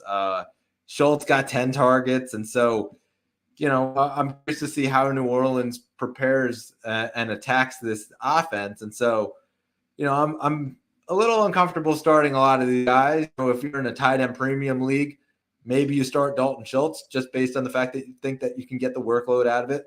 You're probably starting Pierce. And then I would Stroud's right now a very, very solid super play. If not a back end quarterback one, if you've run yourself into an injured quarterback. Yeah, I think it's an interesting one just because of the matchup. I think it's just a little bit too tough. And I think New Orleans, just after last week where they absolutely tortured New England's offense, I just can't imagine what they do to a rookie quarterback in this type of situation. The one thing I'd say is it's in Houston, so maybe he's comfortable on his home field. He'll be able to sling the ball around, Brett. But looking at New Orleans, 3 guys on the radar this week. It is a tougher matchup because Houston's defense, I've said it, they're a solid team. However, they let Atlanta go to town on them last week. They made Desmond Ridder look like prime Tom Brady last week. All of a sudden, I think when you look at New Orleans, it's Olave and Thomas, clearly. Olave was shut down last week, clearly, by New England. He was the focus, and good job by you, Brett, for setting that up. I think when you look at it, though, 2 receptions, 12 yards, he got the touchdown. So the touchdown saved the week. I think it could be a big week for Olave. This is kind of a get right week for Chris Olave. The last couple of weeks have been pretty tough. Kamara's been really solid in the backfield. You're very happy if you're a Kamara owner right now. 13 receptions the week before, and then got a touchdown on the ground after 22 carries last week. Really solid stuff. You're definitely starting Kamara. I would say Olave and Thomas are the other 2 guys in this offense. Yeah, you're certainly starting Olave. So please is like one of those wide receiver 3s this week. Temper the expectations. Listen, Houston is a really good secondary, and they've actually been able to shut some guys down. Which is pretty amazing, what they're doing out there. But as far as Olave is, listen, this is a buy low window right now. I think that this is an opportunity to go out and get a guy. He got 10 targets in the first week, 11 in the second week, 11 in the third week. And in the last 2 weeks, he's had a combined 11. And so, 11 over the last 2 weeks, it's, not what you would want in a Chris Olave. And so, he had 1 catch for 4 yards a week against the Bucks. That kind of made a lot of people turn their head and say, wait a minute, Olave's not good. He's really good. Go buy him now for low. So go figure, though, that the Texans are shutting out, guys. That's crazy to me. Michael Thomas, an interesting play in your flex spot. And I said it last week, he was my flex play of the week. Just based on the Olave thing. I think the targets will continue as Houston, I think, will channel in on trying to stop Olave again this week. And so it might free up a guy like Michael Thomas. Michael Thomas hasn't scored a touchdown yet this season. And so curious to see if he can get into the end zone. And then, you're probably starting Kamara and Derek Carr, again, not the most exciting of quarterbacks, but you're playing him in Superflex, certainly, if you have him. Yeah, I completely agree. Just a tough matchup overall. Yeah, completely. All right, so another tough matchup that we got is Mac Jones taking on the defensive front of Las Vegas. We saw the other night as Jordan Love was getting pressured, and now we get to watch Mac Jones get pummeled, or what I think will be a pummeling after we watch the Dallas front go at him. I think that this one is just as fierce. Yeah, I think it's not going to be an easy day for Mac Jones. I'm a Ramondre Stevenson owner now, and it's pretty tough right now. I think the game script, you probably have to just throw it out the window again. Another game that it was a blowout super early, and they had to throw the ball around. But Stevenson, a really poor day in the end. 8 rushing attempts for 24 yards. Got 2 targets, no receptions. Really bad. I think another buy low candidate right now, Ramondre Stevenson. Definitely just based on last week. I think that it's a better matchup this week, though. I think he could have a solid day if New England really focuses on the run and doesn't get down a lot super early. The only other guy for New England I'd put on the radar is Hunter Henry, just because in my mind, he's the top option. I don't think it's a great option. I think you could look for better options, but I would put him on the fantasy radar as the top option for Mac Jones this week. I don't think you can trust anybody right now on this New England offense just completely, and that includes Ramondre. 3 of the last 5 weeks, he's been outside the top 30 in running backs. He's going up against, again, this defensive front. Go look at A.J. Dillon's line from this last week. It was 20 carries, 76 yards, and yeah, he saved the day with a touchdown, but for the most part, didn't do anything and couldn't get past the front. I think that that's sort of what we're looking at here in New England. I'm not really expecting anybody from a fantasy perspective to get much of anything going. And now, as far as Las Vegas goes, I think this is going to be one of those games where Devontae Adams gets like another 20 target game kind of thing, just based on the fact that, listen, early in the game, they were doing a really good job of playing that box and one on him, but it seemed that towards the stretch of the game, third quarter, back end of the third quarter into the fourth, it was almost like they were lightening up on him. He did get a bunch of targets off of that. That said, I think that this is one of those games where he's going to go nuclear. That's fair. I mean, you can also see from a New England spot that they're probably going to end up maybe focusing on him, or will they focus on the run? There's a question mark here of what New England's defense is really going to do in this one. We saw what they were able to do against Olave last week. It's a interesting one for this week. I think you're starting, of course, Jacobs and Adams, and I'd start Jacoby Myers after what he was able to do on Monday Night Football. I think those 3 guys are the clear guys right now for Vegas. Yeah, I think that, again, 4 targets got last week, Devontae. I think that this is one of those Jimmy G, hey, I got you. And he just keeps looking for him. And listen, Jamar Chase, 24/7, 11-11, he's open 24/7. And so I think it's the same kind of thing here. We're going to see one of the kind of outlets from Devontae, and whether that translates to yards and catches and stuff, we'll see. But I think the targets at least will be there. Definitely fair. Also start the Raiders defense this week. If we want to talk about chasing turnovers, probably a really good week to start the Raiders. Probably. I agree. So now we jump over to Detroit at Tampa Bay, and Zach, I mean, David Montgomery just continues his dominance over this backfield, and now it seems like he might be without his co-tenant there. Yeah, and Jahmyr Gibbs just completely fallen off the fantasy radar.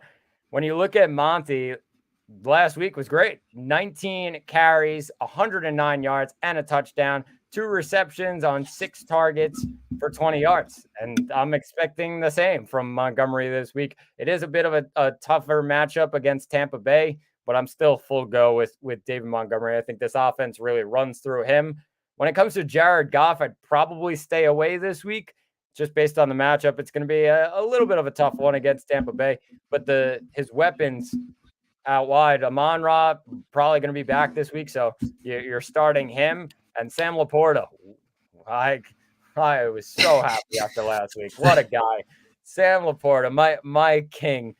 3 receptions, 4 targets, 47 yards, and 2 scores. It's exactly what I want. My tight end 1. There he is.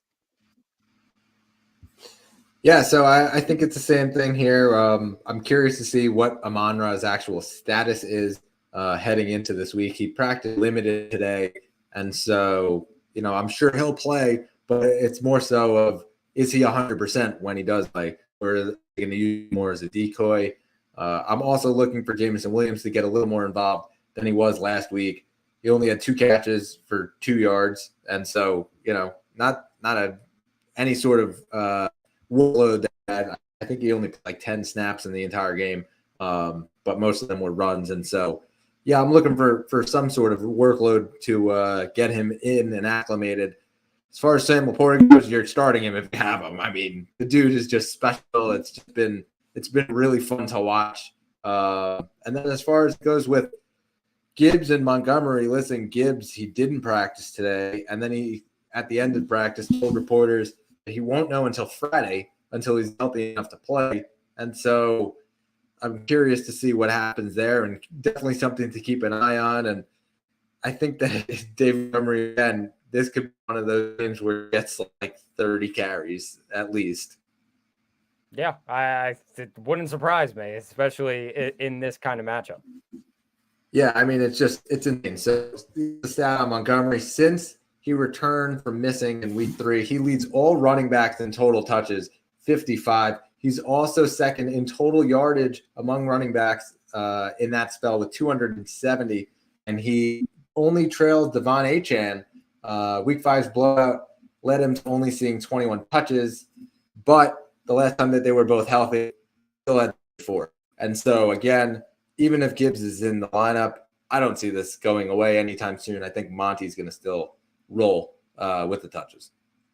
Yeah, I agree with you. When you look at Tampa Bay in this matchup, I think when you look at Rachaad White, it's a tough matchup. I'd probably still have him as maybe a flex guy, a high-end RB3, I would say, for Rachaad White. And then there's the question of Mike Evans right now. Probably going to be out for this one. It did not practice today. The hamstring injury, we've seen a ton of them to start this season. I would say they're probably going to keep him out if they're a little worried about it. So Chris Godwin, go ahead and have a day, sir. He's going to get a ton of targets from Baker, and I think it's going to be a solid day for him against this Detroit defense. Yeah, I'm not sure that they're going to have Mike Evans there. I don't see it. I don't know why they would risk it. They are 3-1 right now, and so they're in a pretty good spot. I don't know that blow it up for this season by putting him out there and potentially putting him at risk is any sort of thing I would do. Rachaad White, he had 15 carries for 56 yards, still getting the workload, but not as much on the production side. So yeah, he's the clear-cut guy, but at the same time, he's not really getting a ton of production. Probably a lower end running back 2 for me this week, just based on the workload. As far as the quarterback goes, Baker, you're probably not starting him especially if Evans is there. Listen, he had a good game against New Orleans a couple weeks ago, but without Evans, I'm not sure that I'm comfortable starting him there. And then as far as Godwin goes, I think that Godwin's going to be a solid option just based on the fact that he's going to get a bunch of targets. He got 11 targets in the last game, 8 catches for 114 yards. And so, yeah, I think that's probably where I'm going to go with his Godwin this week as probably a higher end wide receiver 2 with wide receiver 1 upside, depending on the touchdowns. Yeah, I definitely agree with you, Brett. All right, so now we jump over to the next one. It is the Arizona Cardinals as they travel to Los Angeles, 4:25 window to take on the Rams. Zach, Puka Nacua stayed as a thing with Cooper. I think that was the big takeaway from the Rams. And Puka Nacua, it means no worries. Means no worries, Brett. It really does. I mean, just a really solid game.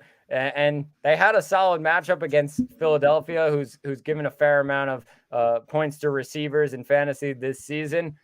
Puka Nacua, 11 targets with Cooper Kupp in the lineup. It's great for owners. It just shows that he's going to still be the same Puka Nacua. Like, obviously, the upside of just 15 targets it's not going to happen, but you're definitely happy with the 7 receptions for 11 targets, 71 yards. He did get the touchdown, so that definitely boosts confidence as well. When it comes to Cooper Kupp, great job. Like fantasy owners, you're happy to have him back. It seemed like he hasn't even skipped a beat. Like he was unbelievable in this one. 8 receptions on 12 targets, 118 yards, no touchdowns, a really solid output. And he's going to have another solid matchup against Arizona, who just let Jamar Chase absolutely go to town on them. For this matchup against Arizona, I'd probably stay away from Tyler Higbee. Arizona's been really solid against tight ends so far this season. I think that you might have another option to look at. I'd avoid Tyler Higbee this week. And then Kyron Williams, I'm full go on him, the running back for LA. They might be up in this game, and if that's the case, then they'll get a lot of work on the ground for Kyron Williams. I think the big takeaway for the Rams, just as far as the passing game goes, Matt Stafford dropped back 42 times. On those 42 dropbacks, Puka ran 42 routes. Cooper Kupp ran 41 routes, and Tutu Atwell ran 40 routes. Jefferson, Skoranek, and Trammell all ran one each. And so I think it's pretty cut and dry here. Those guys are your guys. Puka, you can start him every week. Cooper Kupp, you bring him every week. I think that the worry of having Cooper Kupp come back for Puka is gone. I think the worry of having Puka Nacua go off those first couple weeks for the Cooper Kupp owner is gone. I think that they both will coexist. I'm probably you're starting them every single week. Right now, I'm not starting Tutu Atwell, but I'm definitely stashing him. Also, probably really good low right now. I would also say that Stafford's probably a borderline quarterback one, just based on the fact that he's slinging the ball, and you can tell that they want to throw the ball even more than they run it. Clearly, especially Cooper Carolina, like that's their strength. And so, Kyron Williams, sorry, you're going to get your carries and all that. I don't think you're going to get the carries that you did when you first became the workhorse. But yeah, you're probably getting 13 to 15 kind of this past week out of Kyron Williams. Yeah, I agree with you, Brett. It's just a solid matchup for LA. When you look at Arizona, here's the question mark. It's gonna be who's gonna be James Conner. I think there's 2 names right now that are standing out to me. One of them is Amari DiMercato, who was added in a ton of leagues on the waiver wire just this yesterday evening. Like he was the top guy. I think when you look at it though, there's a couple depth charts out there, Brett, that says Keontae Ingram, who's coming back from injury, he's the top guy. So I actually, in one of my leagues, picked up Keontae Ingram, just stash him on my bench. If he becomes the guy the next 4 weeks, that I have him. Like, I think whichever one of them really plays, I think they're both just low-end flexes. It's not an easy matchup against the Rams. The Rams have been pretty solid against running backs. And I think just Josh Dobbs is probably going to throw the ball around a lot more. Marquise Hollywood Brown, Michael Wilson, like Zach Ertz, like those 3 guys, I think they're just the guys to look out for. And that's probably going to be the focus.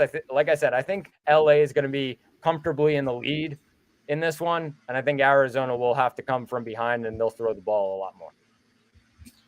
Yeah, I think that just as far as the wide receivers go, I don't think that Rondale Moore has been any sort of consistent this year. So I'm probably sticking him on the bench. Marquise Hollywood Brown, though, he's been good. He had double-digit targets last week, probably in the wide receiver 2 range, to the lower end, I would say, based on the fact that he is the number 1 guy. He's been getting the production.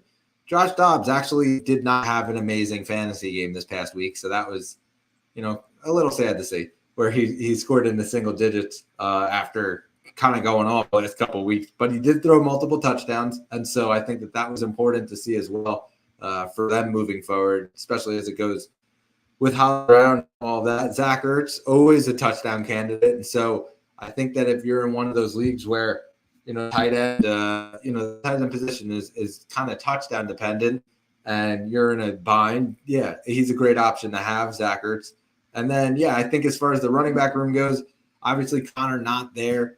DiMercato, he did pretty okay. He had 10 carries for 45 yards, scored the touchdown. I think that they continue to lean on him. Yeah, I think that I'm curious to see if there's any of those second or third guys that come in and start to eat into that workload, and if they go by committee or if they just let DeMercado continue to roll. Yeah, I think the biggest thing I'll say is we probably have to see a week first and then kind of make the decision. That's probably the best route to go when it comes to this Arizona backfield. Like I said, just a tough matchup this week, and they'll probably regroup once they come back the week after. Yeah, I would say DeMercado is probably like at the very highest a flex play. I don't know that I would put him any higher than that. It's a wait and see for me as well. Yep, agreed.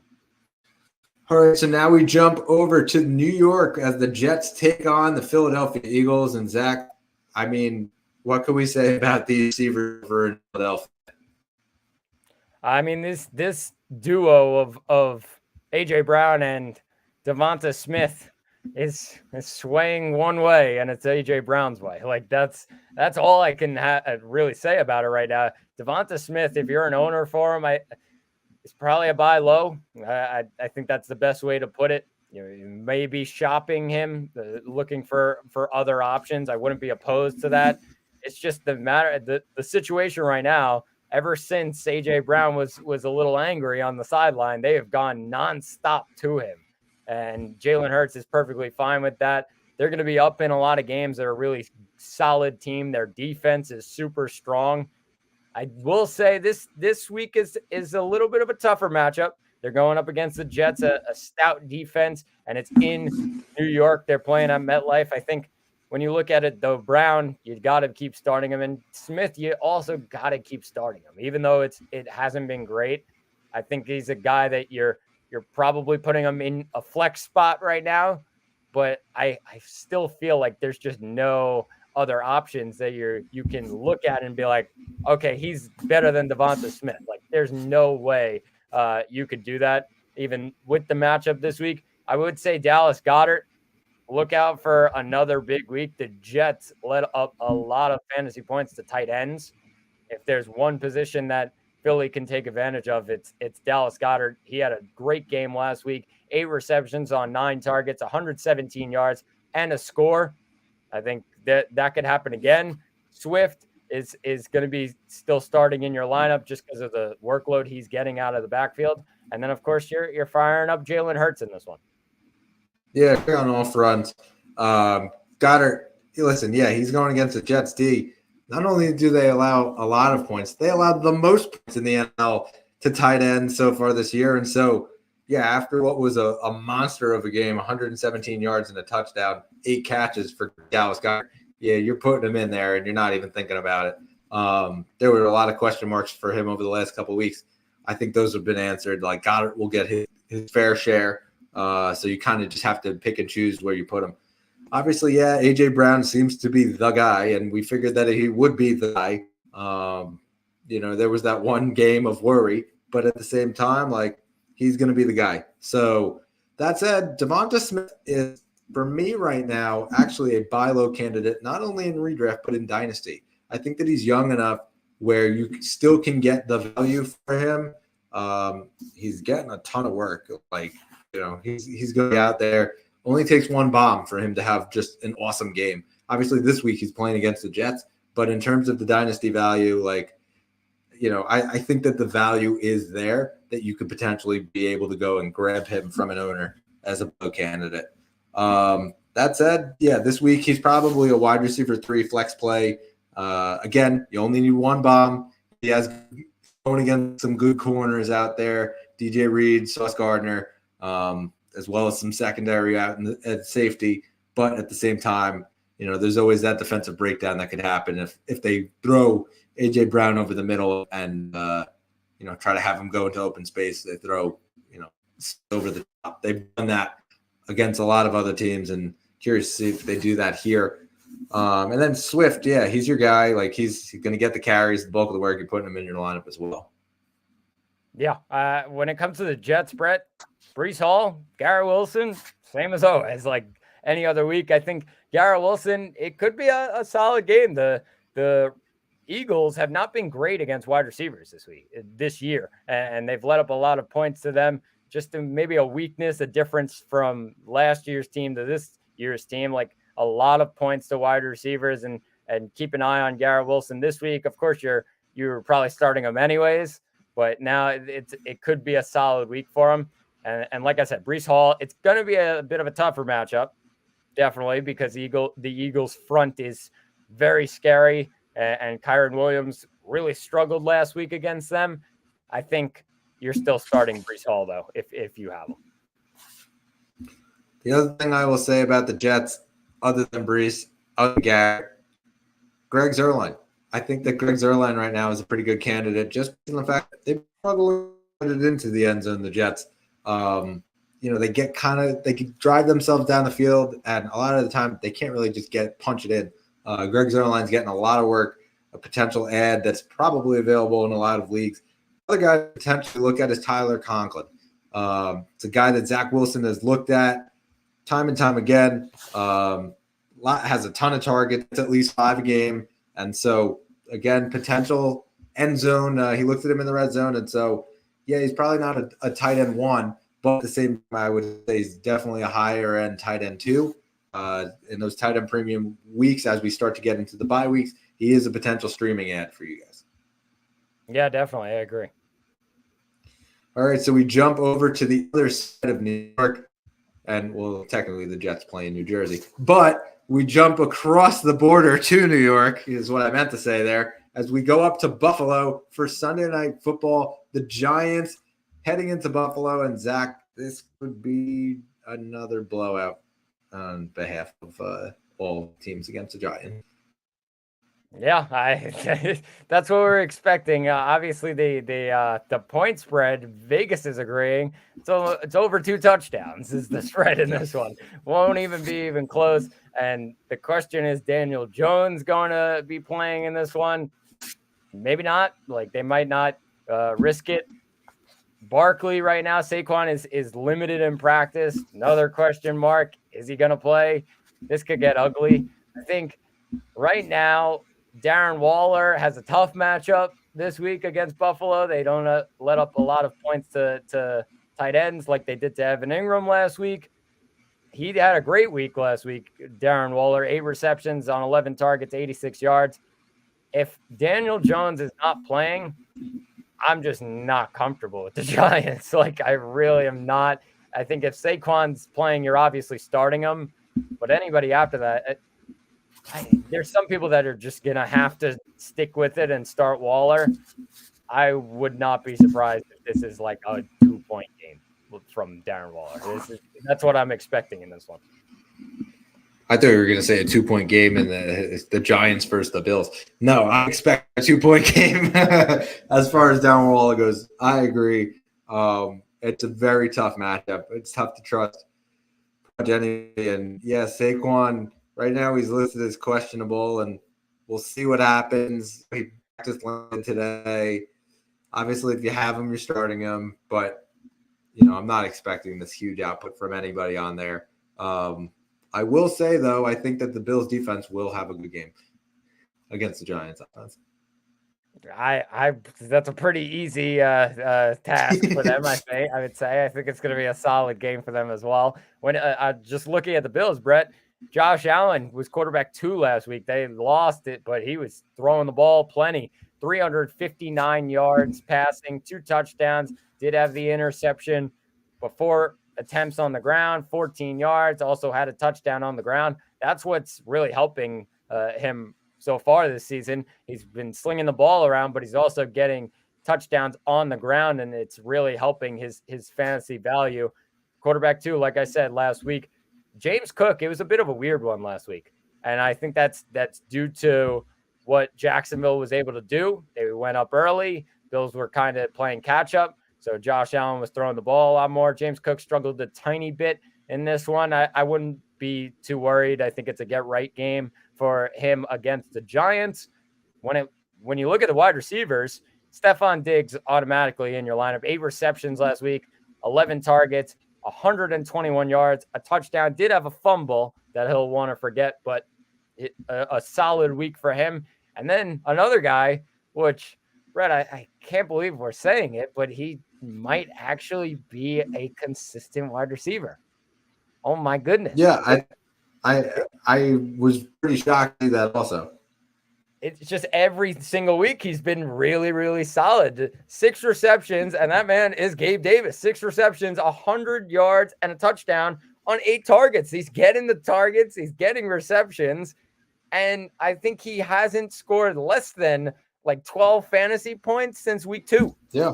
Really, and he's really got consistent. 4 straight games with a touchdown. Yeah, like every single week, a reliable guy. I think right now you got to keep starting him. Like, why not? He's putting up points. I think we're waiting for the bit of the downfall or the inconsistency. But if it's not coming just yet, you might as well enjoy it and put Gabe Davis in your lineup. Completely.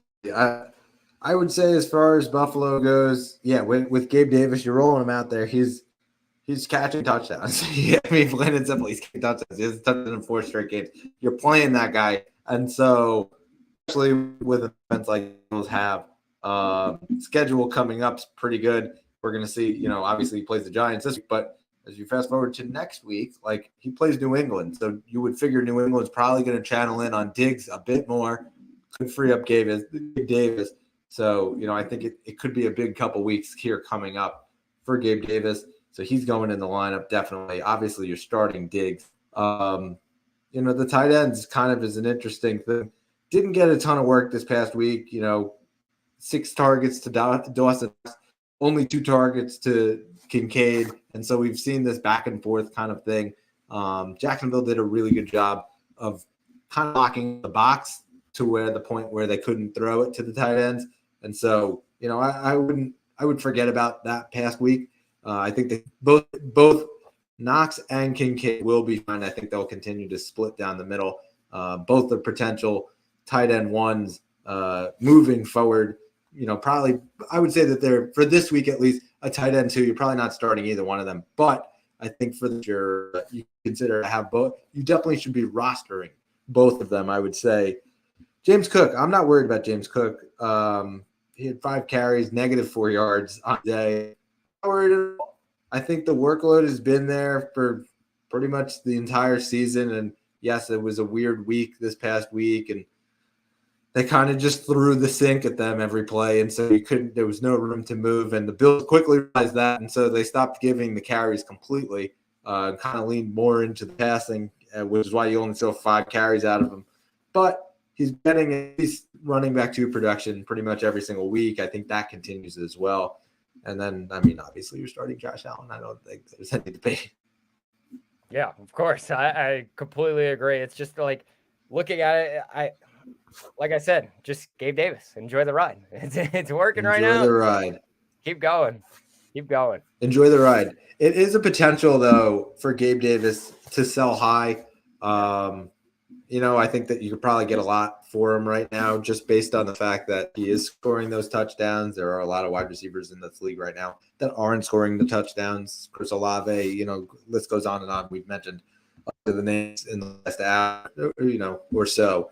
And so I think that, Gabe Davis is a potential guy that if you are loaded up at wides, you probably can go hunt and use him as a collateral. Yeah, completely agree. All right, so we break down our last game here. It is the LA Chargers as they host the Dallas Cowboys. And Zach, I think we're literally seeing the start of the decline of Dak Prescott a bit. Yeah, we could be, Brett. I think this is a question mark right now because Dak, obviously, if you're in redraft right now in a 1 quarterback league, you're not starting Dak Prescott. It's just that's how it is right now. I think because you look at their games, it's either a blowout one way or a blowout the other way. And when it's a blowout against them, he's probably not playing too well. If it's a blowout for them, they probably just ran the ball, took it easy. Their defense got some touch. Like there's no right spot for Dak Prescott right now. That's really hurt his fantasy value. And Superflex, maybe on the radar this week just because of the matchup against the Chargers. But there's some weeks that you're definitely going to stay away from Dak Prescott. I think when you look at it, though, Tony Pollard this week is going to be another get-right type of game. Like, hasn't been great the last couple of weeks, trying to find a rhythm in this offense. I think this is a solid matchup against LA. Had 11 attempts for 47 yards, no touchdowns, three receptions, excuse me, on 3 targets and 13 yards last week. CD was solid last week. You're expecting more, especially in this matchup against the Chargers. And I think Jake Ferguson's another guy that you're continuing to start as long as Dak is continuing to throw the ball to him. And if they're throwing the ball like I expect them to in this game, then Jake Ferguson definitely on the radar against the Chargers. Yeah, I think it's been pretty interesting just based on the fact that every single week it's either a blow win or a blowout loss for the Cowboys. And so I don't know that we've really been able to see what they're like as a team because we haven't actually seen them in like a close football game. That said, it is a good matchup for them this week. Chargers haven't been that scary. So as far as Dak goes, I think he's kind of put himself right now in quarterback 2 territory. You're starting him in super flex, but he's your quarterback 2. He's not your quarterback 1 anymore. I don't know that he's been that for the last little while at least. That said, Pollard, I agree. I think he's going to get right. If you look at the last 2 weeks of carries, he's only got 19 carries over the last 2 weeks. He had 11 and then he had 8. And so I think that the workload will start to get more, especially as they start to try to take the pressure off of Dak. And then, hopefully CeeDee Lamb can get himself going as well. Only had 5 targets in the last game, 4 catches, 49 yards. I'd like to see that get improved. And obviously we saw, A.J. Brown a couple weeks ago shrug his shoulders and say, hey, man, what about me? CeeDee Lamb did the same thing this past week. And so curious if that ends up upticking his workload. And then, shout out again to the kicker game because it seems like Brandon Aubrey is a top 2 kicker right now in the league, and he's available in 60% of leagues. And so another guy you should probably put your eye on as you start getting to these weeks where your kicker is on a bye and you're like, oh, no, I have to go pick up a kicker. Who do I pick up? Brandon Aubrey's kicker number 2 right now on the season, and so potential guy that you can go stash and put him in your lineup. Yeah, definitely, Brett. And when it comes to the Chargers, I look at they're coming off the bye, so Herbert, you're definitely having him in your lineup. And I think when you look at Eckler, hopefully, he said there's a 99% chance that he's coming back. So that makes me feel happy. He could probably be back. So pretty good times for Eckler owners that you finally get him back. Hopefully you got a couple wins while he was out. I think you're obviously full go on him. I think you're full go on Keenan Allen. And then the questions come in with Josh Palmer. Could be an option. I would probably start him just based on Dallas's secondary has been so horrendous recently after they lost Trayvon Diggs that I think Josh Palmer is an option to look out for. And I would also say Gerald Everett. Donald Parham has been taking a ton of the tight end targets. He's going to be out this week, and Gerald Everett could get a fair amount of those targets back and maybe trend back into the tight end 1 territory in LA. He's probably a low end flex for me. Yeah, agree. And early in the season, he was banged up quite a bit. And so, if there's the potential that this bye week got him back. And so, yeah, Parham got the targets, but I think that Everett still is the one. He'll end up getting the workload. As far as the wide receiver room goes, I'm curious what actually happens if it continues to be Allen and Palmer. And Quentin Johnston's really not doing anything so far this year. First-round pick, and he only had 1 catch last week. And so it's a bit of a concern, a lot of a scratch, especially in leagues where you're looking at a first-round pick and you're like, he's got a total of like 30 yards on the season. So, across the games. And so, yeah, I wouldn't exactly panic in those kind of leagues, but as far as redraft leagues go, you're benching him. I'm not dropping him because once he gets going, I think that he'll get a heavy workload. I think the reason specifically though is that Quentin Johnston sort of plays the same role that Keenan Allen plays, where Josh Palmer plays the same role that Mike Williams was playing, and now Mike Williams is not there, so they stuck Palmer in at that role because that's the role rather than having 2 Keenan Allens out there. I think that's the reason. Yeah, I think I'd probably agree with you on that one. Yeah, and then as far as Eckler goes, 99% always means that there's still that little inkling of doubt. I think we'll end up getting Eckler back in there though, so pretty confident to him in Indiana. Yeah, and we saw McCaffrey. It wasn't a pure McCaffrey game, but they were up so much. I think Eckler, if you're starting him, like you're gonna get what you usually get with Austin Eckler. They do have a tough front at Dallas, but I feel like you're expecting, he'll come through Eckler when he's back in the lineup.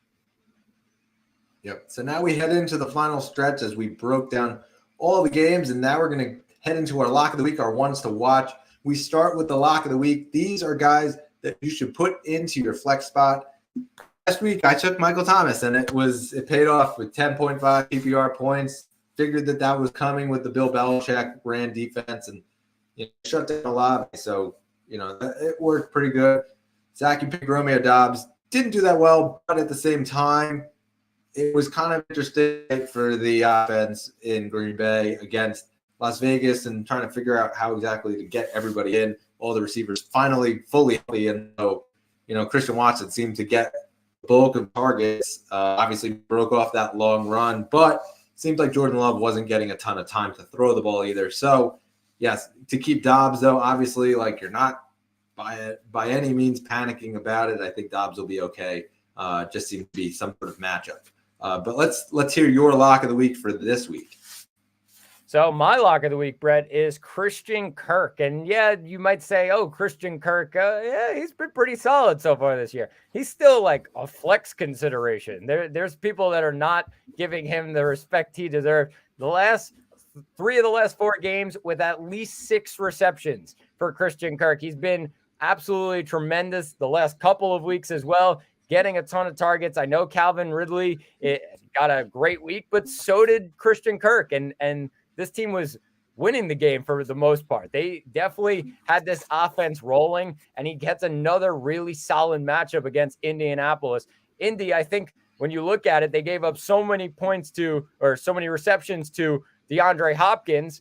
Now Trevor Lawrence likes to throw it to 2 different guys, maybe 3 different guys. Christian Kirk, I think he's raising his floor, and it's going to be a consistent floor that he's going to have, just 5 receptions or so a game, and that's exactly what you need from a guy in your flex spot. I think it's going to be another solid week for him. Yeah, I think high floor is exactly the theme of this week's lock of the week. I picked KJ Osborne. Pick Addison, didn't think that was too fair because he's probably higher, but I will go with the other Minnesota Vikings receiver. I think that, listen, Osborne had 9 targets last week. I don't think that was a fluke at all. I think that as far as Justin Jefferson not being there, there's going to be a full workload for him. They're going to try to get him open. Obviously, Addison is the big name.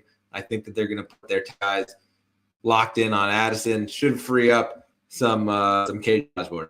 Look for him in your flex position for this week. Yeah, Brett, the 9 targets really stand out. That's a huge amount of targets in this offense. That's more than TJ Hawkinson got. I think that's a big standing point. And KJ Osborne, Chicago's coming into this week with confidence. So they might put up some fair amount of points. I think Minnesota will have to answer, and they'll have to throw the ball as well. Yeah, and Osborne was actually a candidate for my ones to watch. He's only owned in 49.8% of leagues, right there on the 50% threshold that we use. So, I went elsewhere for this week at least. Definitely, Brett. All right, so now we go to our ones to watch, and these are guys that we think will end up being waiver targets next week. So, they'll go off a little bit. Zach right now up 3-2 in the standings. He's also up. Zach, you're up 3-2 also in the lock of the week.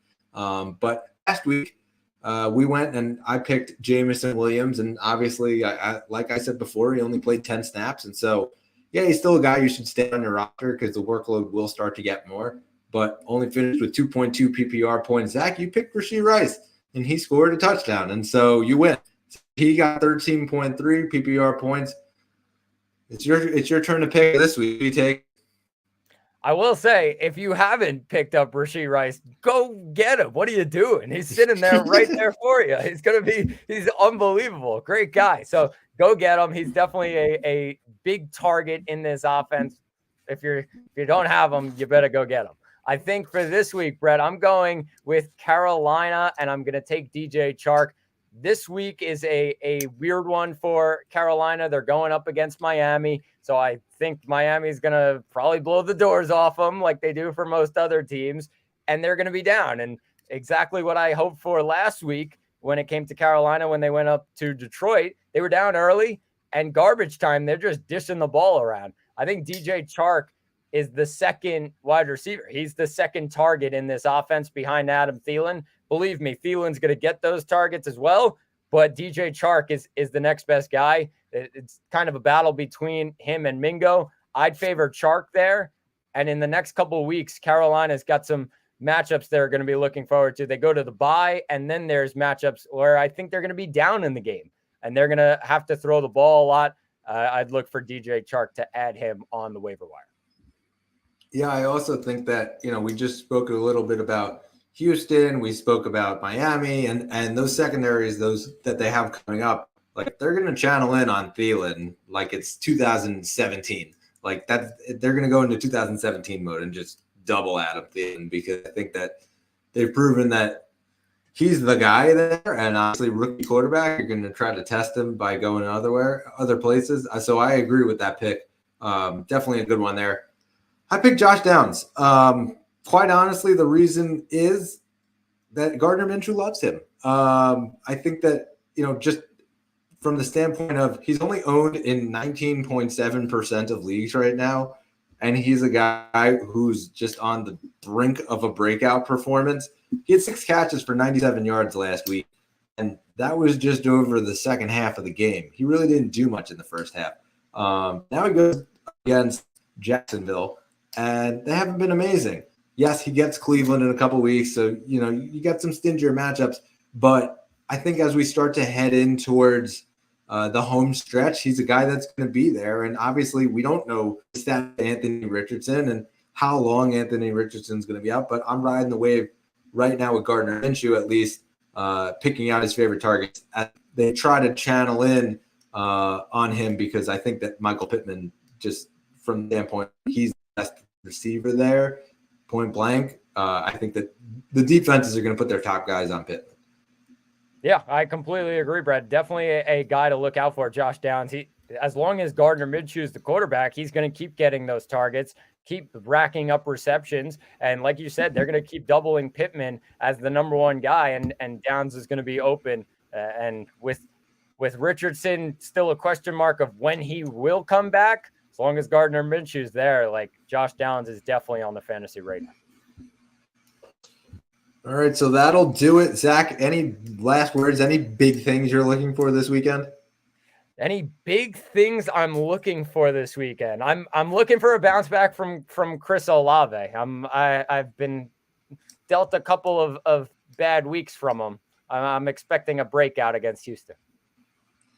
Yeah, with the injury to Anthony Richardson, it seems like I'm being forced to start Zach Wilson in my super flex. And so, listen, he's been a pretty good quarterback for a couple of those weeks, and there's a couple other ones where he didn't do as well, but now he's up against Philadelphia. So, I'm rooting for Zach Wilson here to get it done against what doesn't exactly look like they're the same defense as what they've been in the last couple of years.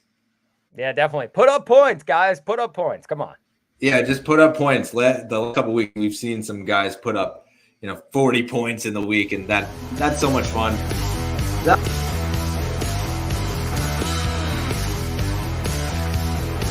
Wherever you get your podcast, give us the thumbs up. And in the words of Aaron Rodgers, the night is darkest before the dawn, and we shall rise yet again. On behalf of Zach Malman, I'm Brett Malman. We will catch you in week 7 for the preview next week. Have a good one, guys.